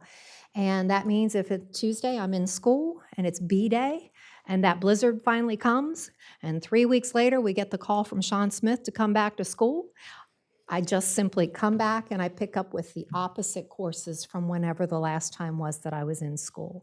It does eliminate some of those back-to-back situations. It is more immune to unforeseen calendar changes. It does very evenly distribute the days across quarters, semesters, and the year, which teachers really love that at the secondary level. But with everything, there are pluses and minuses. So if I'm the teacher in September who arranges the February field trip for my advanced biology class, and they meet on odd day or B day, and then we have that snow, I have a 50-50 chance of maybe having to adjust that guest speaker when we come back. So anyways, it's just an example of the things we really do try to think, we try to respond to, and we try to pose suggestions for some of the things that people would like us to improve. And nothing's required. That's just a thought. It doesn't mean that we will do it, but it just serves as an example that we really try hard to try to make everyone as happy as they can be. So what are your questions as you look at the draft? I know we're all hungry. Thank you, Berkeley. Thank you so much, Dr. Pope. Board members, any discussion? Ms. Chatters? I have 2.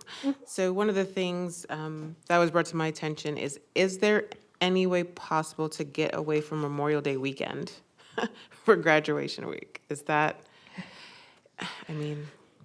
it's a very tight calendar, but it coincides with, so for example, this year, that Monday is not a graduation, but that Friday is. If you know what I'm saying. So those families who would, because we're out of school on that Monday, the 27th, I want to say.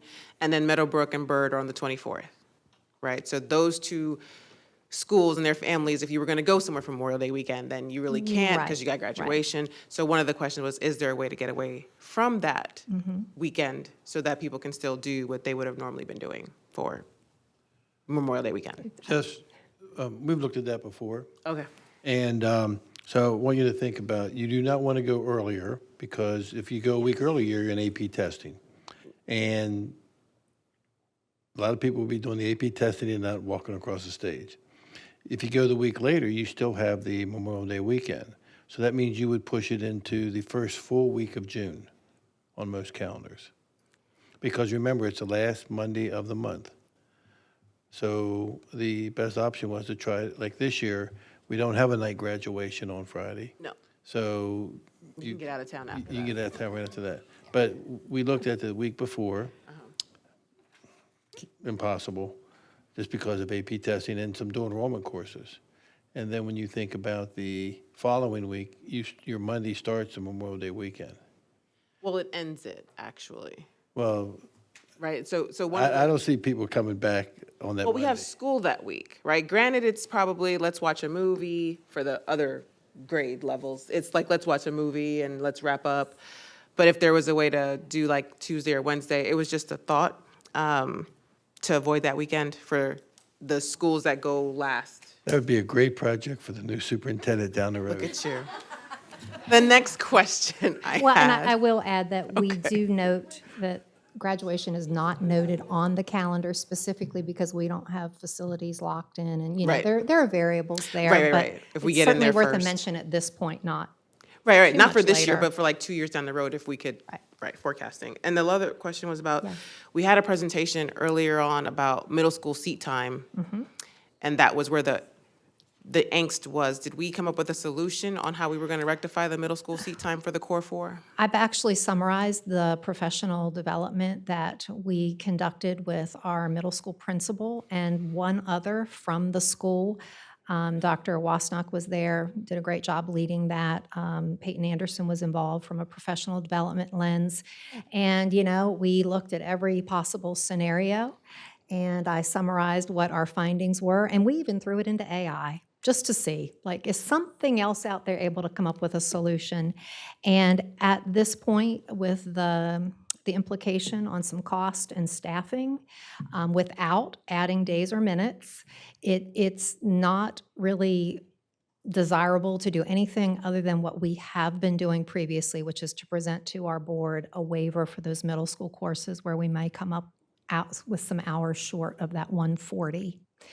So all of that is kind of detailed out in a seat time waiver memo so that you can consider, you know, there was no magic solution that just made it all better. Everything had an impact point. Okay.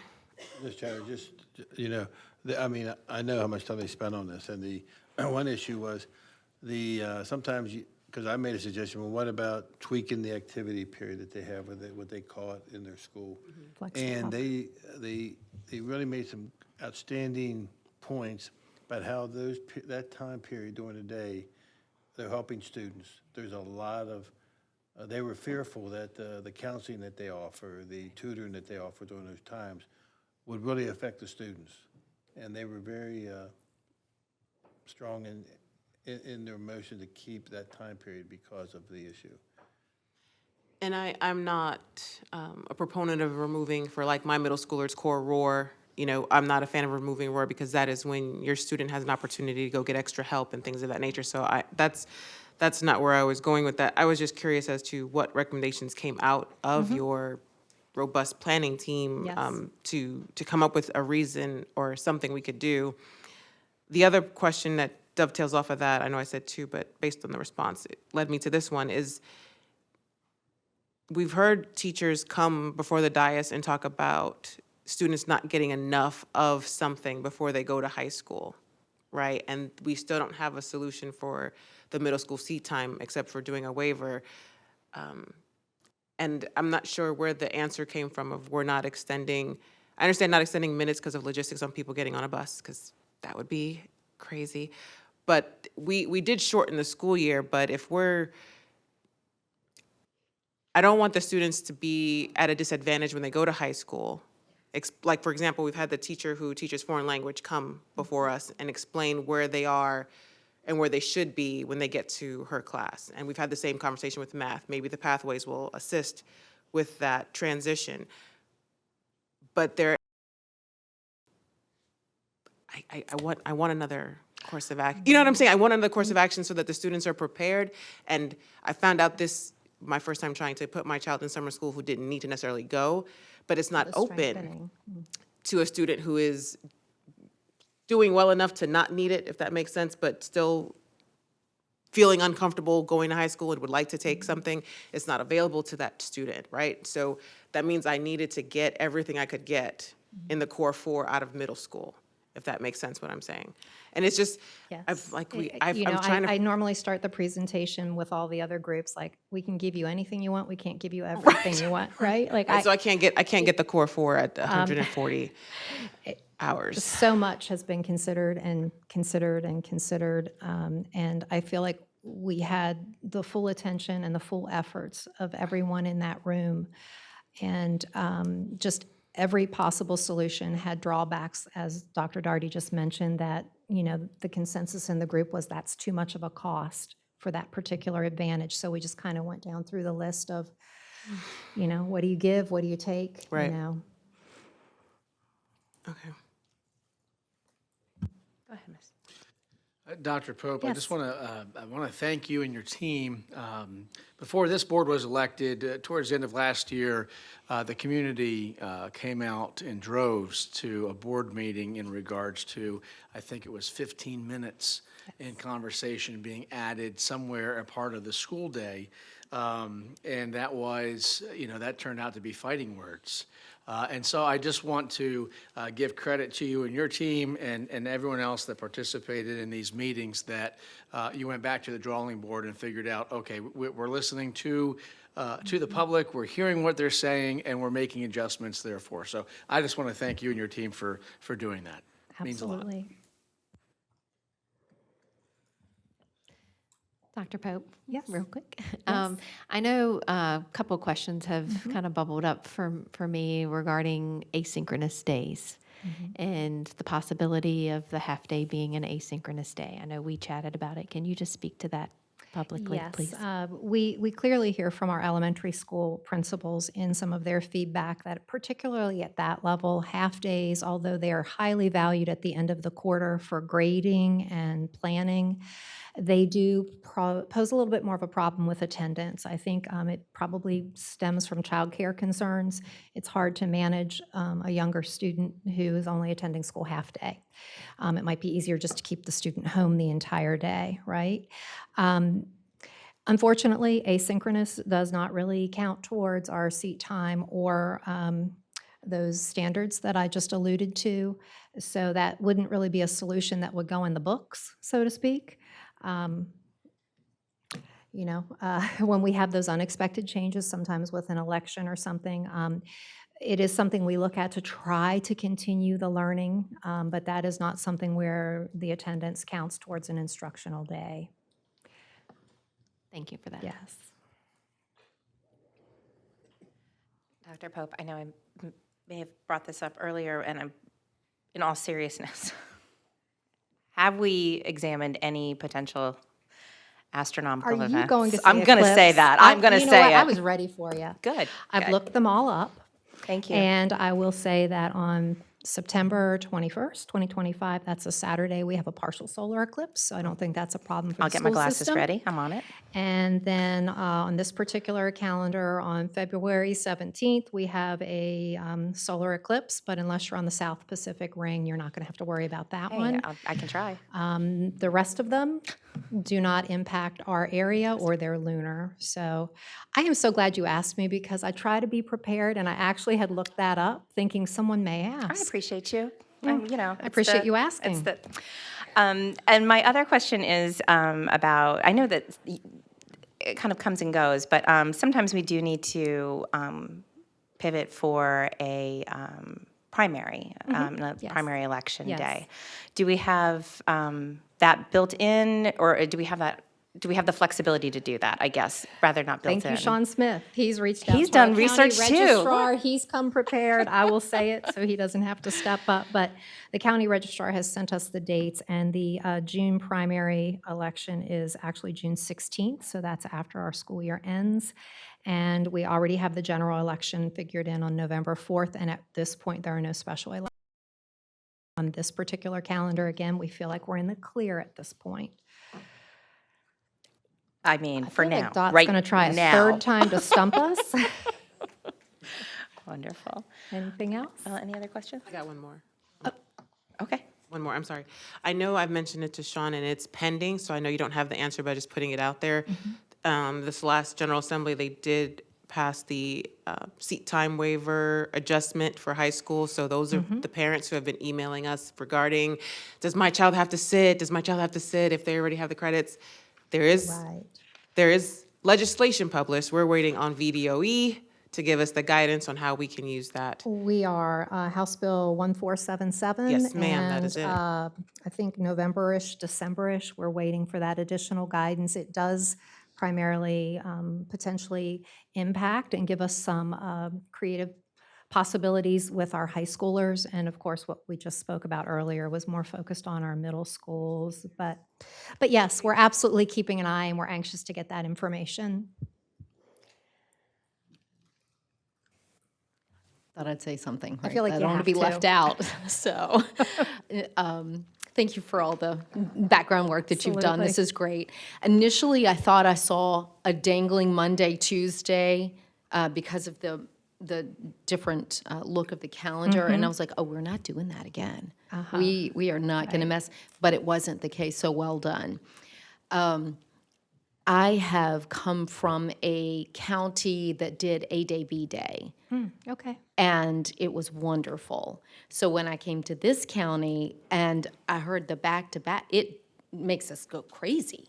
Oh, we can't stand that as teachers, especially, secondary. You taught at that level, that's Oh, right. my That's goodness, right. yes. So I am a fan of A Day, B Day. Good to know. So just have any questions, here I am. All right, thank thank you. you. All right, thank you, everyone. Thank you, Dr. Pope. Okay, board members. Next, we have our school board governance manual discussion and a discussion regarding recognition months. We wanted to fold into that governance document. So I'll give everybody kind of an opportunity to get situated. I know we have lots of paperwork here. So it's kind of strange because we have a new board, but typically our governance manual allows for an annual review, and we are due for an annual review. We were due in April. I hope everybody's had an opportunity to review this. Let's start with, let's just start with the CCPS Code of Conduct for School Board Members. That's our first page, page number 2 in the manual. Does anybody have any recommendations or changes to the language in the Code of Conduct as it was adopted on 4/11/23? Oh, I know I do. Okay. Sorry, I just want to give everybody a chance. I went through this. I have just a couple of items. I think this is a great chance for us to be able to really have this reflect our current board. So my recommendation, oh boy, I have to switch from those glasses to reading glasses. Okay, my first recommendation is to replace number 2. Item number 2 indicates I will attend scheduled board meetings or notify my colleagues on the board if there is an unavoidable scheduling conflict. I would like to replace that with language that says I will attend regularly scheduled board meetings insofar as possible and become informed in advance concerning the issues to be considered at those meetings. I will be prepared for meetings and contact division staff for information or background. And having replaced number 2 with that language, I believe it combines 2 and 3 and eliminates the need for number 3. So my recommendation would be to add that language, replace number 2 with that language, and delete number 3 because it's been incorporated with the number 2. Right, just to pull it all together. We're just, it's just us. It's just us, Lisa. How you doing? And they're all doing their work now, so it's good. Hey, is that coming to the meetings prepared, it's not contingent upon, hey, only come prepared if you're not coming? Right, I don't think it needs to be 2 separate items. I agree. I think just you're going to show up and you're going to be prepared. Okay. I think those are 2 reasonable expectations to loop together. No issue? Great. My other recommendation, thank you for your patience as I try to figure out my eyeballs here. Number 5, my recommendation is to replace item number 5. I will delegate authority for the administration of the schools to the superintendent. My recommendation is to delete that and add the language. I recognize that the division superintendent is the chief administrative officer of the school division and will take action only after considering all facts presented, the opinions of my fellow school board members, and the superintendent's recommendations. I recognize that the division superintendent is the chief administrative officer of the school division and will take action only after considering all facts presented, the opinions of my fellow school board members, and the superintendent's recommendations.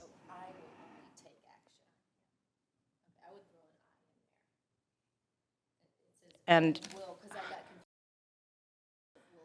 oh, okay, absolutely, yep. Can clarify that. And I, got it. It's more thorough than the original. Then just, yeah, I feel like these are just to be just really clear. Tighten it up. All right. And then my next recommendation is to replace number 9. Item number 9, I will refrain from using the board position for personal or partisan gain and avoid any conflict of interest or the appearance of impropriety. My recommendation is to replace number 9 with I will refuse to surrender my independent judgment to special interest or partisan political groups or to use my position for personal gain or prestige or for the gain of friends or political allies. It's a little bit more, it's just a little clearer.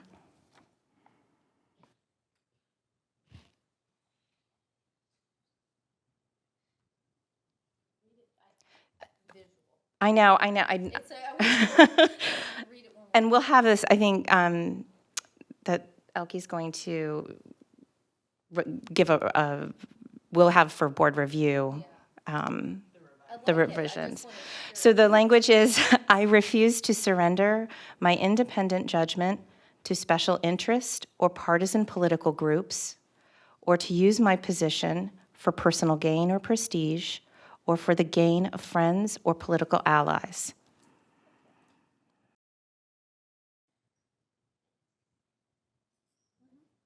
Okay. And then doing that, I think we also delete another one. It kind of removed, using that, deleted number 14. So eliminated number 14 as well. They kind of combined. So 14 would be deleted. In Virginia, school board members are nonpartisan office holders. I will commit to keeping partisan politics out of my governance role. I feel like we combined the spirit of both 9 and 14 in that amended language. Okay. And then, oh boy, I lost my place now. Okay, 10. Number 10, as written, I will respect the confidentiality of privileged information and make no individual decisions or commitments that might compromise the board or administration. I propose new language that says I will hold confidential all matters pertaining to the Chesterfield County Public Schools which, if disclosed, would needlessly injure individuals or the school division, and all information that is private and or privileged under applicable law and school board policies and regulations, including, but not limited to, all materials and information pertaining to closed session and all matters protected by the attorney-client privilege. It's just very clear and not just, not as vague. Right. So that would be replacing number 10 with that language. My next recommendation is, oh boy. Come on. Oh, Google Docs is great. Who said they aren't? It was number 10. I think that was it. Yes, I think that was it for, okay. And then I recommended to add an additional one, or add number 13. I'm sorry, these notes are a little old. No, these are from back in March. So to add language, it says, I will follow the guidance of the school board governance handbook, but then I also have, I recognize that the authority rests with the school board as a whole and will make no personal promises nor take any private action that may compromise the board. To add, make that as an additional, that would be a number, I guess with the elimination of 14, that would be a number 14. Yeah. Wherever that slides up, that would be, the next one would be, I recognize that authority rests with the school board as a whole and will make no personal promises, no individual promises, nor take any private action that may compromise the board. Not acting as an individual, recognizing the authority as the board.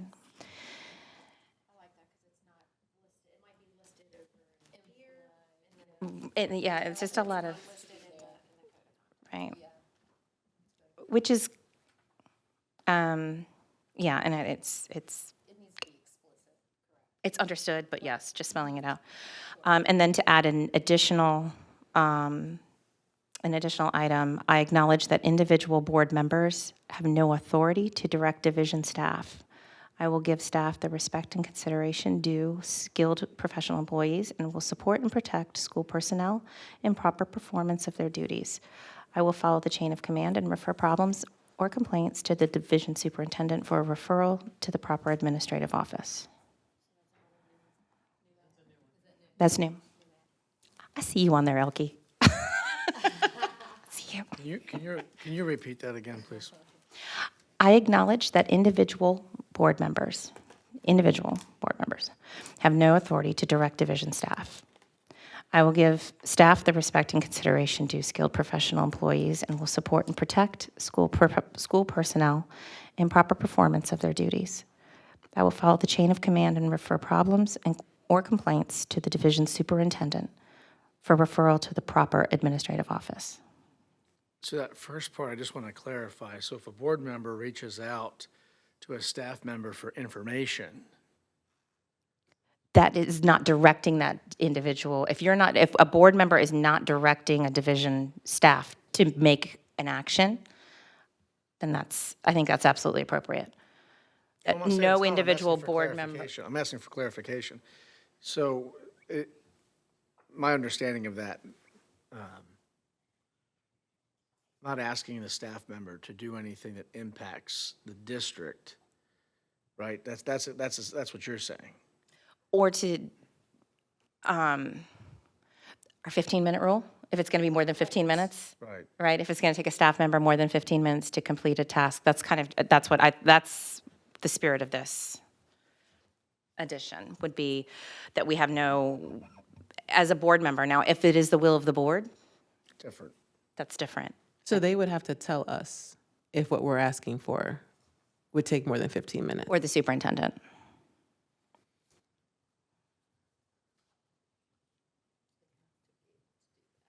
You guys have to tell us.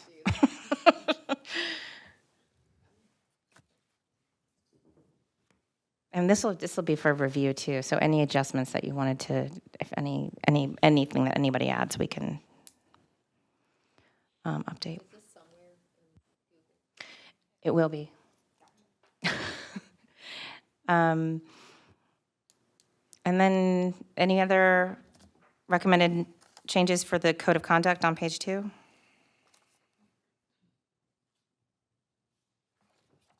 Okay. Any recommended changes to the operating protocols? So I had one, it was number 9 for new board member orientation. I like how it went. I would just say that there were some pieces that we could have had, I don't know if it's only going to be able to be accomplished in a day.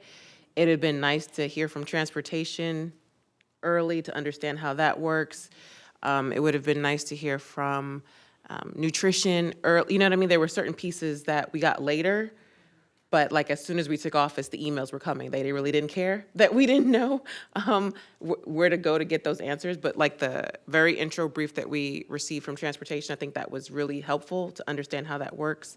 So for new board member orientation, it says that a full day board orientation will be scheduled to include a meeting with the superintendent, which was fine, to answer questions and acquaint members with CCPS.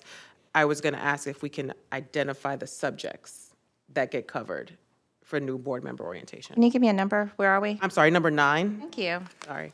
If we can list the subjects, and it's probably going to take more than a day, because we were drinking from a fire hose from the day after the election. And so I'm still drinking from the fire hose. So they were all valuable things that we did after that. I just would like it to be the agenda concrete. Ms. Chatters, we are of one mind on that. I had, I said, the language that I have in here is a full-day board orientation with all CCPS chiefs. Does that meet that requirement? Okay. Don't know if it's going to be able to happen in one day. It won't happen in one day. That definitely won't happen in one day. However, I also think implementing with that onboarding training, the training that we just went through a few weeks ago, Right. would be also extremely beneficial for a new board, any new board member coming on, to where The other part to add on to that, because I agree with Mr. Paranto, that training early on would have been helpful. Adding that in, and then we had talked about this. I still think we should do it, but if it's part of new board member orientation, at least it's written.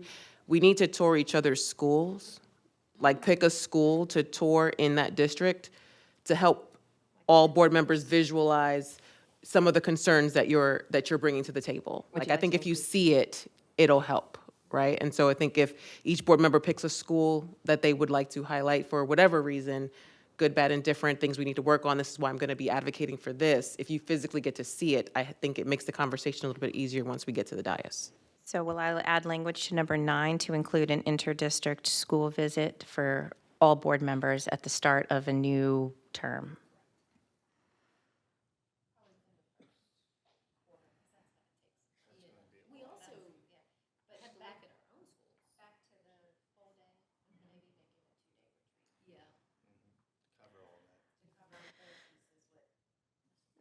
So under number 10?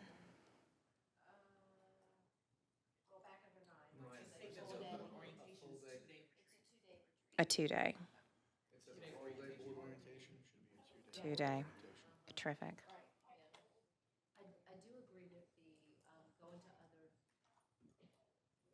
I do agree. Going, visiting across the county, I think that's very valuable. But I know personally, it was very valuable for me to visit my own, all of my own schools first, and that was incredibly daunting. So that was multiple days for me, but it was incredible. But yeah, like right now, I would like to. Yeah. Definitely. This is a, Elke, you. I've got I'm trying to update the, I don't know if she said, I said we have a 2-day board orientation with all CCPS chiefs will be scheduled to include a meeting with the superintendent to answer questions and acquaint the member with CCPS. And then we wanted to add language about an interdistrict. Should be 4. Oh, well, 5 separate, but yeah, 1 board. Right. Is this all of us doing it so it's a thing? So it's announced, yes. It just makes it easier and efficient to do it that way. Unless it happens before January. If it happens before January, then we don't have to do that. Why do I keep mistyping this?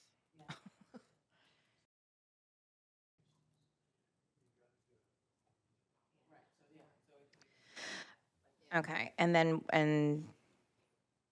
were there any other, between the site district visits, the meeting with the chiefs, and the 2-day board orientation, were there any other adjustments to number 9?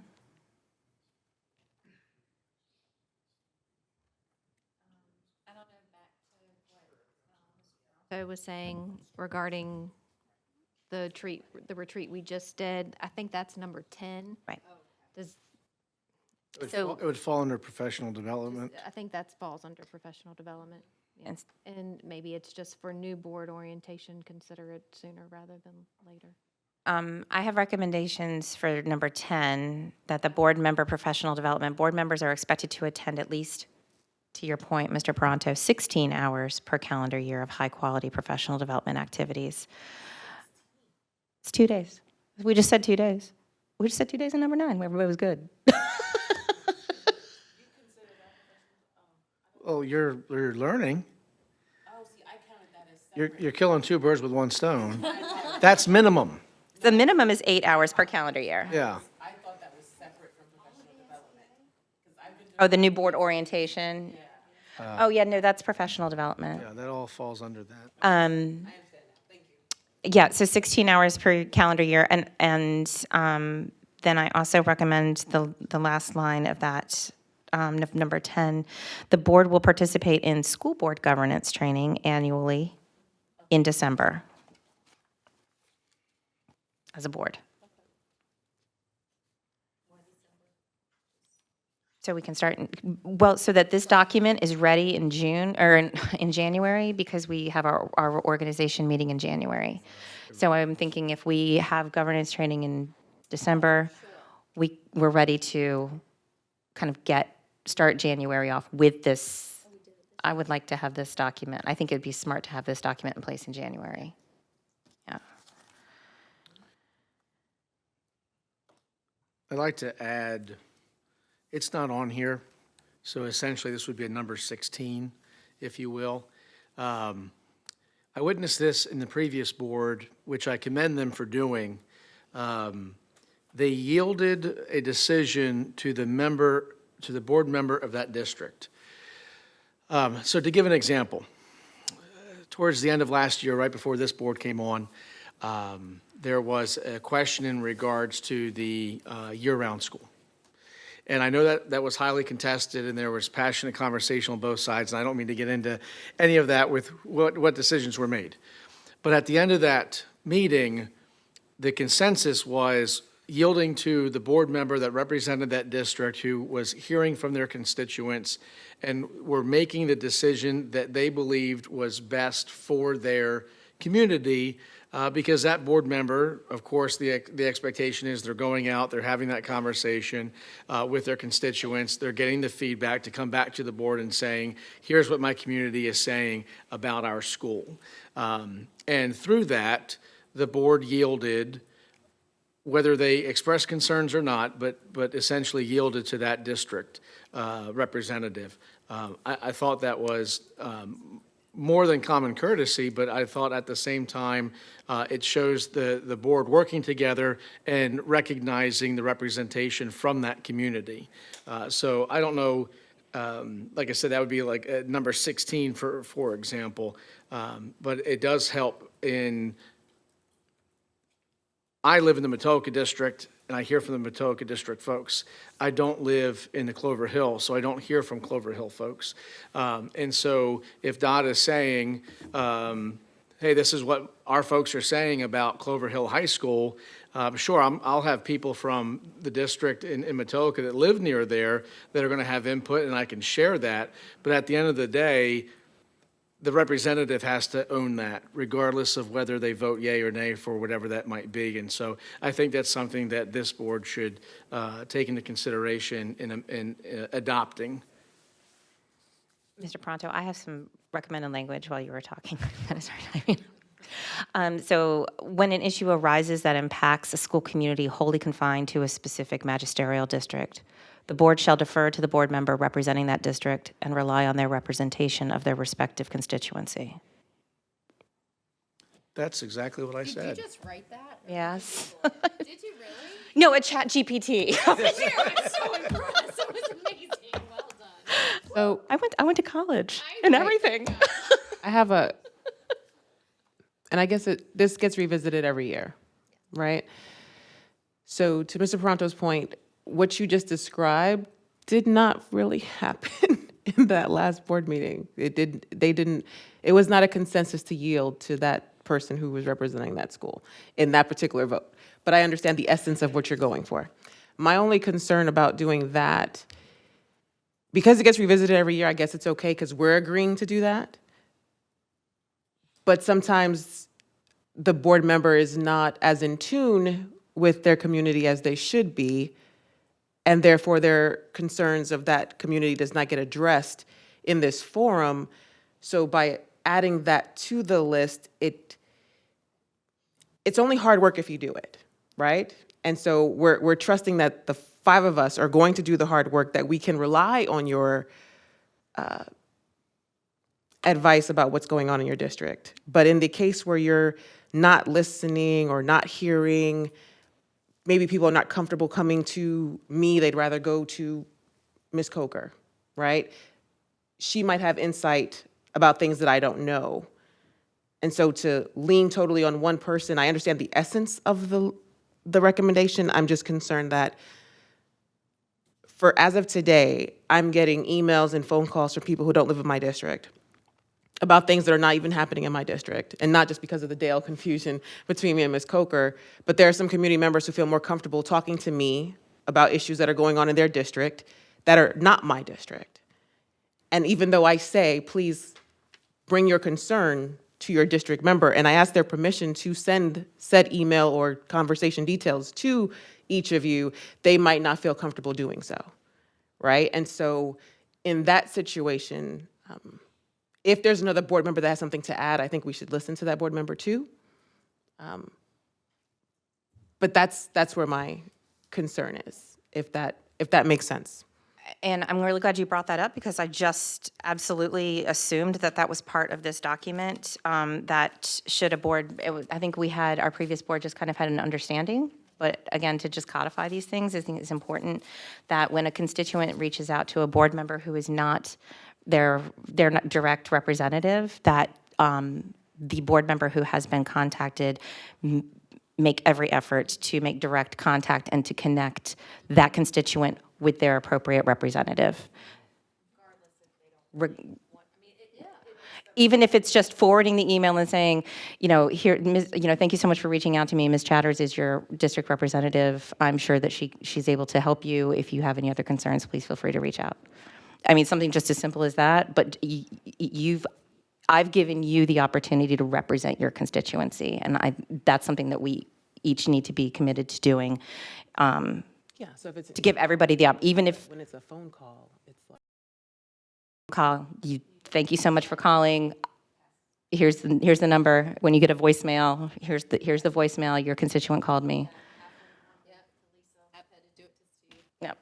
And just to afford each board member the opportunity to have at least a chance to reach out to that constituent, and if they're not happy with the result, then. And if they choose not to reach out to that constituent, then. And if the board member chooses not to reach out to that constituent. Board member, I give you all the information from the individual's phone call, right? They choose not to reach out to you with their issue. So the handoff is made to the board member.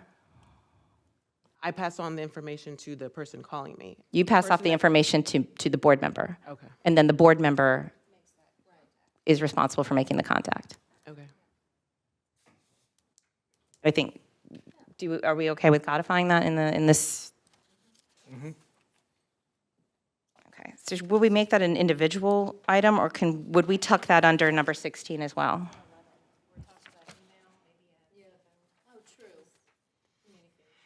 Because it's identified in that one, in 11. That's what I thought. I thought it was somewhere in here. It's in 11.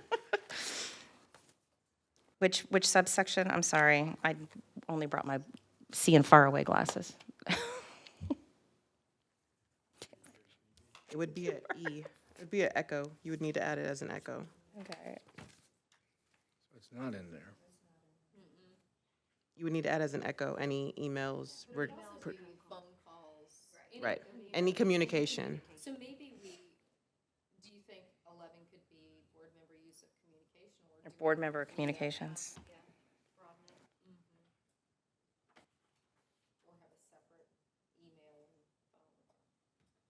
I think we could put it all under, thank you, Murph. We can put it all under- I think I like your suggestion to just broaden that to board member, like,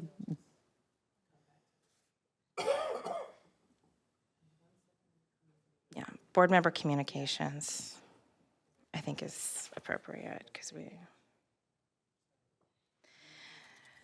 and you're right, Ms. Chatters, we'll just add an E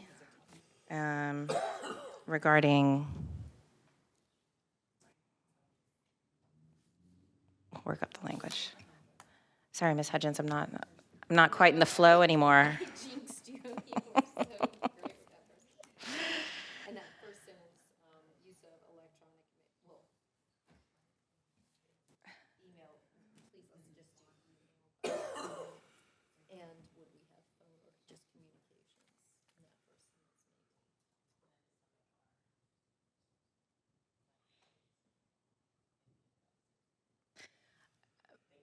What did you say, Ms. Hutchins? I was just thinking, it would be, I'm not sure if that first sentence would be just communications or specify email and phone in the first.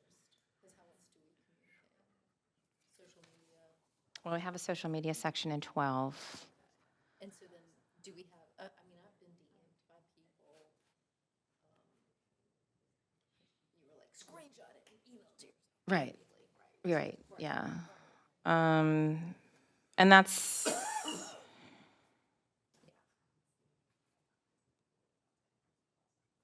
right. Do you all mind if we roll back up to, I've got some Before we do, Yes, sir. I don't know if we had consensus on my recommendation or not, so I thought we did. did we? Okay. Is everybody satisfied with adding number 16? Ms. Chatters? Are you okay with adding the, Mr. Prontis recommended number 16, about when an issue arises that impacts the school community wholly confined to a specific magisterial district, the board shall defer to the board member representing that district and rely on their representation of their respective constituency? What I said earlier still stands. But, I mean, it's 4-1, so Oh, well, it's not in action. I mean, we're just I mean, I'm just saying, spitballing. like, I Okay, still- so we'll include it, and we can discuss it during our next board meeting, our business meeting. If that's all right? Yep. Great. Okay. Going back to number 1. I know, we just kind of jumped ahead. So if children's interest, the board will represent the needs and interests of all the children in CCPS. I was, oh boy, did I think, okay, so this looks, truly, I wrote this March 12th, so. I will have added language, I will always remember that my first and greatest concern must be the educational welfare and academic performance of all students attending the public schools, and will make decisions in terms of the educational welfare of all children in the school division regardless of magisterial district, ability, race, religion, national origin, sex, or social standing.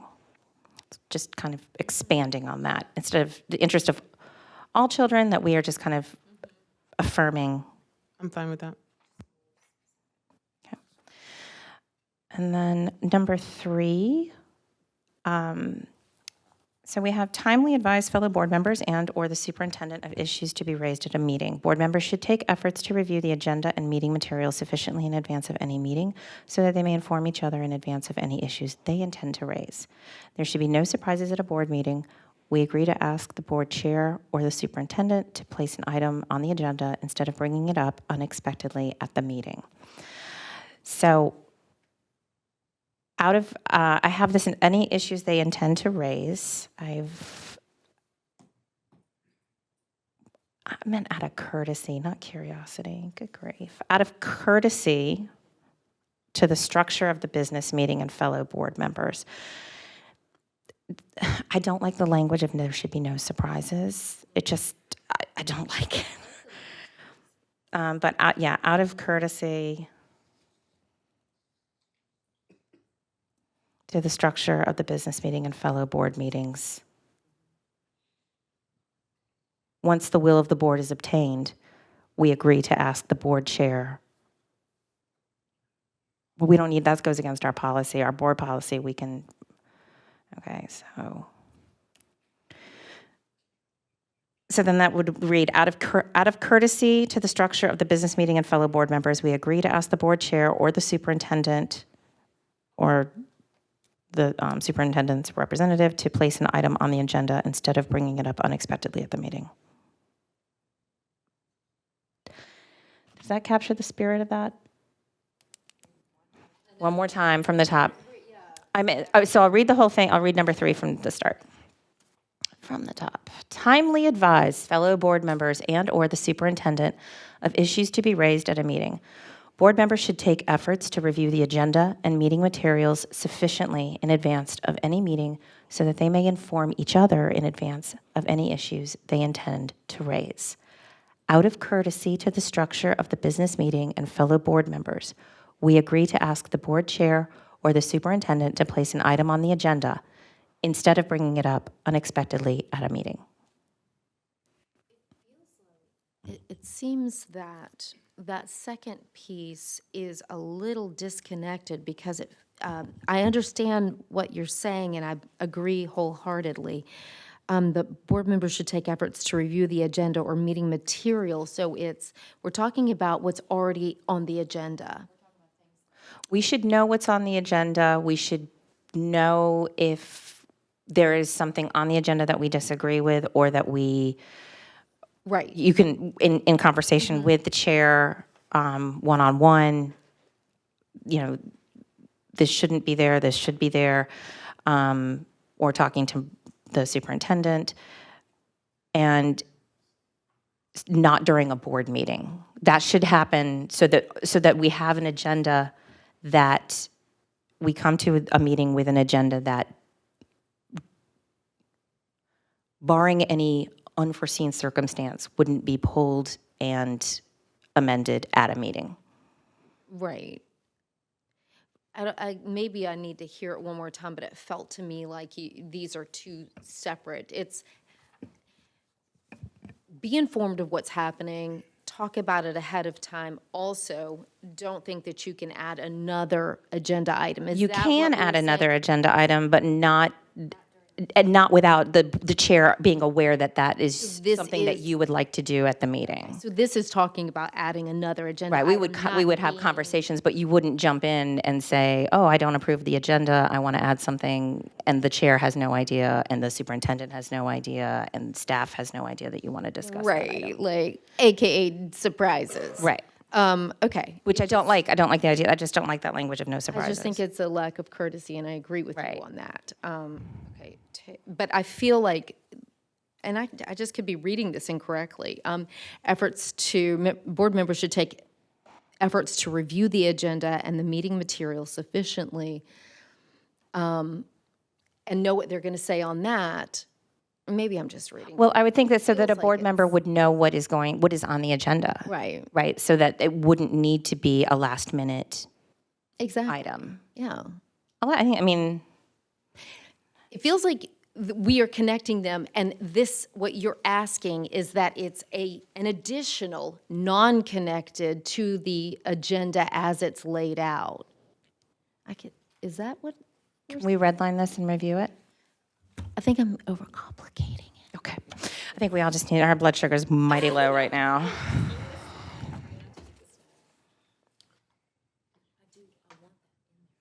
I hear you, yeah.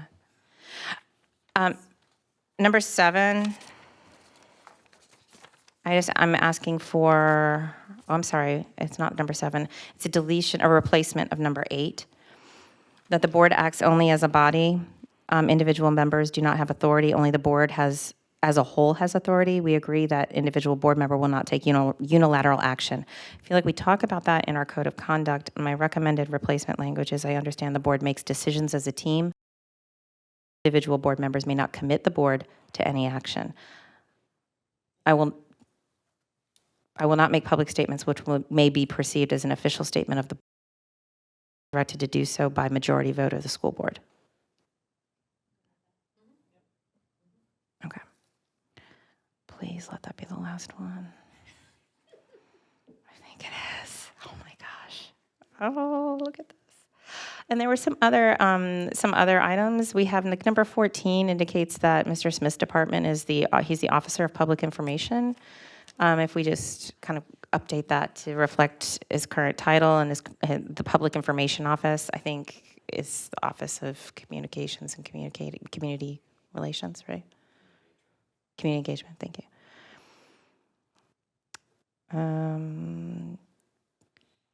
Committee assignments, there was some, number 15, there's some outdated language. There's no longer a liaison committee. So we would, that would read, committee assignments, the chair shall discuss strengths and interests with board members to determine representation on various committees while striving to maintain a balance of the board's workload and alignment, this is my recommendation, and alignment with the agreed upon county schools joint board structure. Delete the role of the committee, so delete those 2 lines, 3 lines, like basically the half, that end of that. And then we have our added number 16. And then, why not?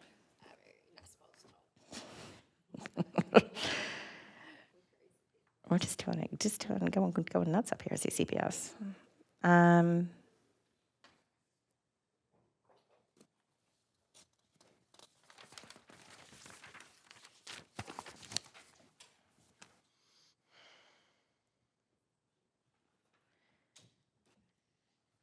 I wanted to add the language on the bullet point under role of the chair. The 3rd bullet point provides leadership to the board by ensuring the integrity of the board's processes, exercising responsibilities with, and I wanted to add the language fidelity, fairness, and impartiality, reflecting the spirit and intent of the board and its deliberations. So just to emphasize that objectivity in the board, in the role of the board chair.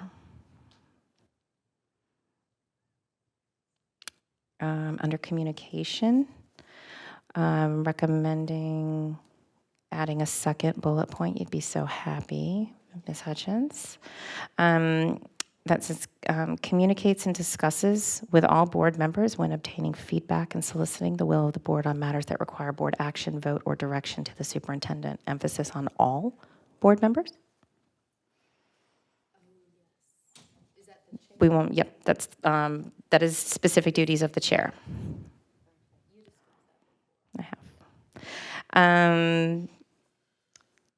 Evaluation retreat would be the 2nd bullet point to clarify that instead of saying by the end of each fiscal year, we would say by the end of October. Just to, it matches our evaluation that Ms. Coker worked so diligently on. So it'd be instead of fiscal year, it'd be by the end of October each year. Compile the collective responses of board members. Evaluation of the superintendent and add the language and district level feedback. Collective evaluation responses of board members. Yeah, I mean the collective responses of board members, summative evaluation, and district feedback of the superintendent and facilitate conversations between the board and superintendent about the results. Yes, we do surveys. Like, that's a 360.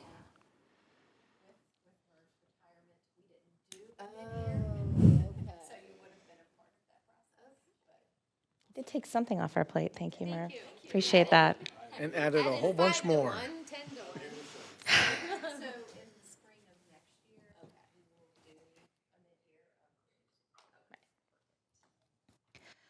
And then, and the public, the bullet point starting with knowing that citizens from all magisterial districts expect to hear from their elected officials. The chair should provide ample opportunity for board members to speak at events or in recognizing the achievements of their magisterial district.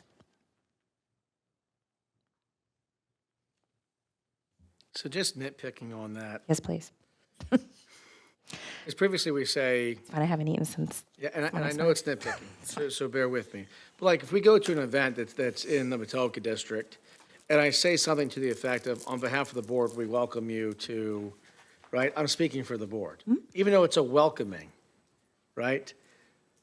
Is that, with this new language, is that something that we're going to have to submit to be cleared so that it's understood that this event is taking place and the board is welcoming people to a certain event? I mean, that's pretty granular, right? To where it should just be understood that as a board member, on behalf, who doesn't want to be welcome on behalf of the school board to an event is what I'm getting at. But if we're going to get the granular side of things to say a board member cannot represent the board or does not represent the board, but when you're welcoming people to an event that's in your district and you say on behalf of the board, But you have the will of the board to do that.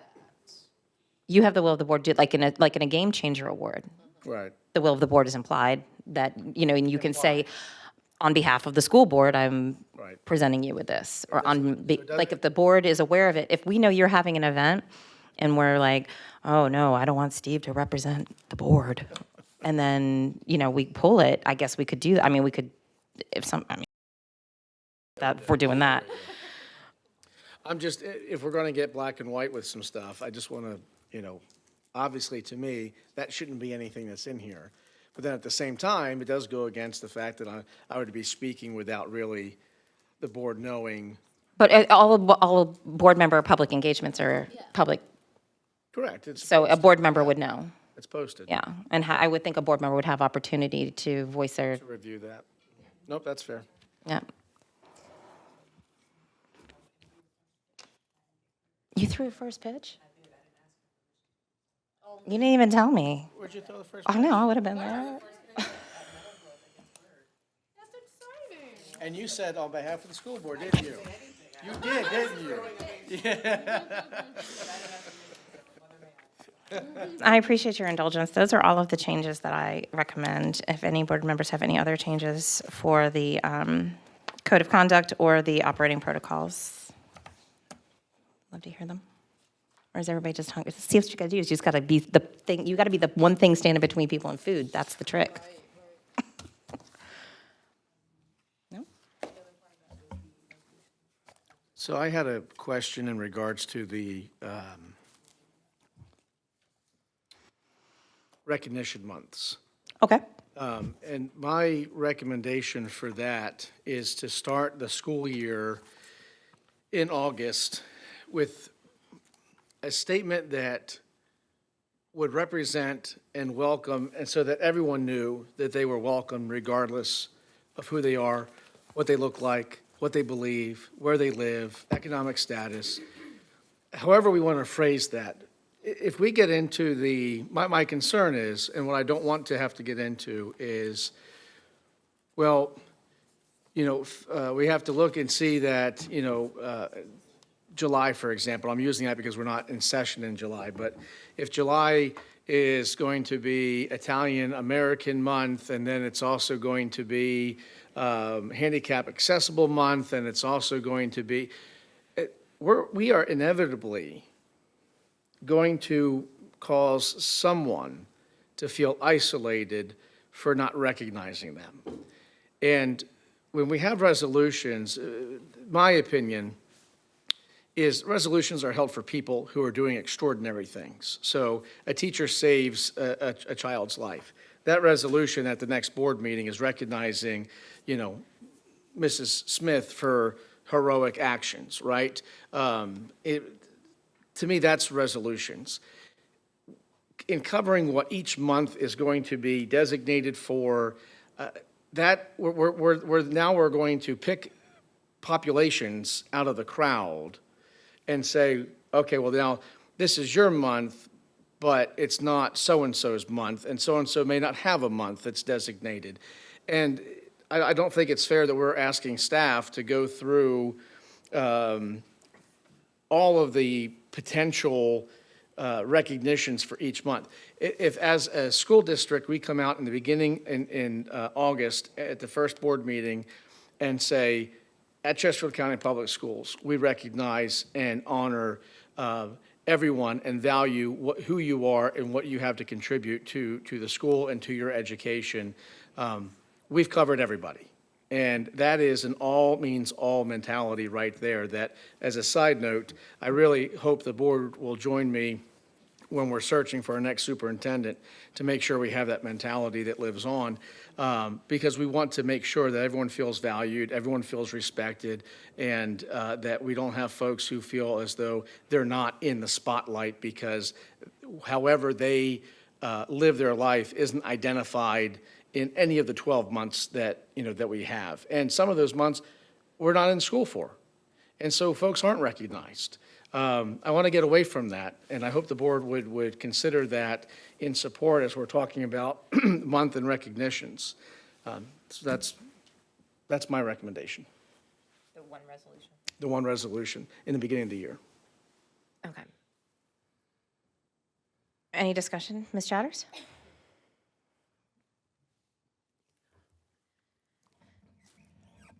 So, and Wendell can correct me if I'm wrong about the frequency of resolutions, right? So resolutions are annual things, correct? Resolutions are annual things. So I think the clarifying question is, would a resolution need to be Renewed every renewed annually if it were for a Whatever. given month? The board would make, it's been my experience that the board makes a decision whether to, on a monthly basis, what month they want to offer. It's not something that the board is committed to every year. Okay, got it. I think that, and that was that's kind of the depth of this discussion is to see if we can set a calendar. And this may not be appropriate to have this discussion during work session. We may need to have this during a business meeting. But we were hoping to avoid the annual or to have a set adopted calendar of monthly recognitions, whether outside of state and federal recognized holidays. For example, we have National Truancy Prevention Month, Get Ready for Kindergarten Month, Suicide Prevention Month, College Savings Month. I mean, there are all of these, whether it would be, I'm sure some of these would fall under Mr. Smith's office as kind of community engagement opportunities, but then some of the others would fall, I think, would provide an opportunity for the board itself to build into So I wasn't really, calendar. the answer to the question was it would need to be renewed if it wanted, okay. So I don't agree with Mr. Peranto's assessment that we need just one that covers all students. Historically in this country, resolutions are made for populations of people that have been the most disenfranchised, the most neglected, the most overlooked, the most abused, the most oversight, overlooked, the most endangered population. We have the Virginia School Board Association comes out with a list, and sometimes that list is based on what the trend is going, right? So I remember there was a time when we did not have Military Child Appreciation Month or Recognition Month, right? But then after 9/11, we had a surge of soldiers and airmen and service members who were defending this country, and so it became a thing, right? It became a thing that was across the board. I think that any population of people that have to have their rights legislated deserve to be recognized separately because their rights had to be legislated. I know we say that everyone is born with inalienable rights, and that's all well and good in theory, but we know historically we have amendments to our Constitution because some rights had to be legislated. We have bills in our country because some rights had to be legislated, and to acknowledge those populations of people whose rights had to be legislated in order to be seen, to coexist, to be seen as people, to be able to walk the street without issue and consternation and concern, those individuals deserve the resolution. My recommendation is if it has to be done annually and it's at the will of the board, then perhaps a policy letter, because we understand policy letters get reviewed every 5 years, right? So we would not necessarily have to do a monthly annual resolution for that particular thing. If we had a policy letter that covered the ones that this board, because it would kind of go in line with our tenure, our first term, right, where it would need to be reviewed again, perhaps that could be a way to acknowledge it, but to not acknowledge it at all, to do the everybody is equal idea, I think does a disservice to the populations of people who had to struggle to get the rights that they have in the first place. And I think that's what those resolutions are meant to do.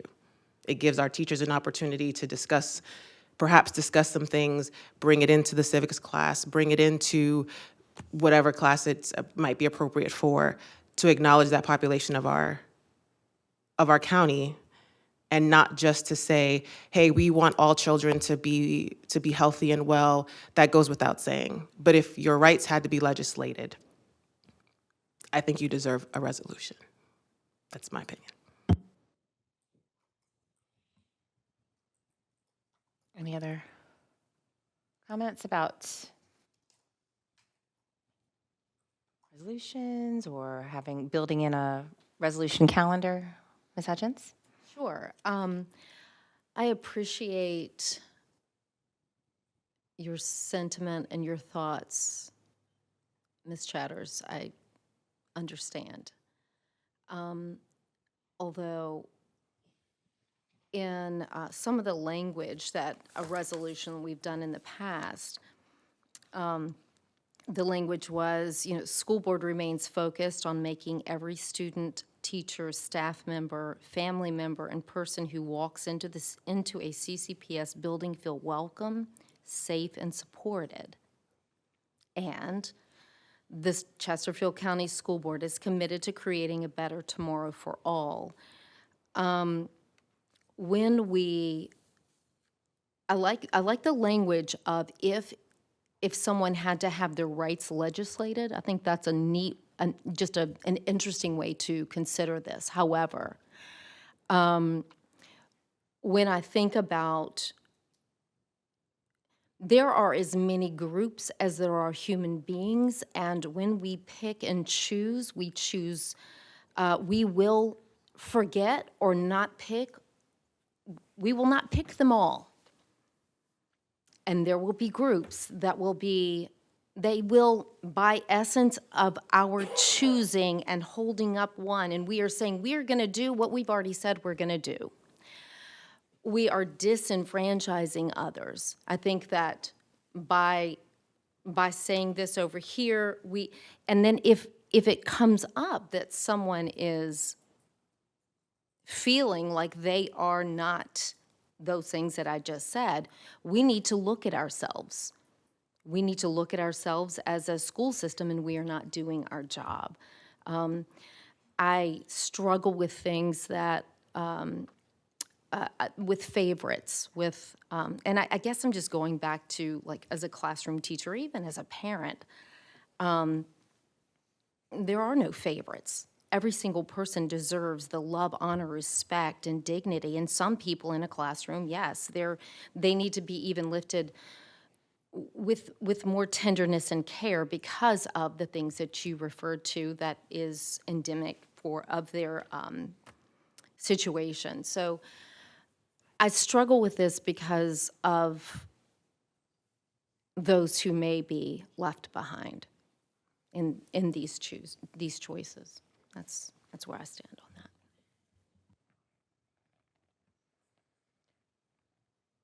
We are desperately in a time crunch. May I recommend that we review these options and these opportunities, all of them. There are several, not only speaking of individual groups, but we're also talking about Career and Technical Education Month. So I would really like for us to evaluate these opportunities for us to recognize, build a calendar with some consistency. I would like to see us as a school division and as a school board honor traditionally marginalized groups of students and teachers and citizens. That's just my 2 cents. But I would just ask if it's all right if we just push this for another review opportunity and can pick up this discussion at our next available opportunity. School board members, are there any other announcements or comments this afternoon? The next school board business meeting will be held this evening, May 14, 2024, at 6:30 p.m. here in the public meeting room. If there's no further public business, we will enter into closed session, which will be held in the PMR conference room. Madam Clerk, would you please announce the items for today's closed session? It is my understanding that the school board desires to enter into closed session in accordance with Section 2.2-3711.a of the Code of Virginia, the Virginia Freedom of Information Act, and specifically under subsection 1, the discussion and consideration of personnel disciplinary matters, and 2, the discussion and consideration of matters that would involve the disclosure of student records.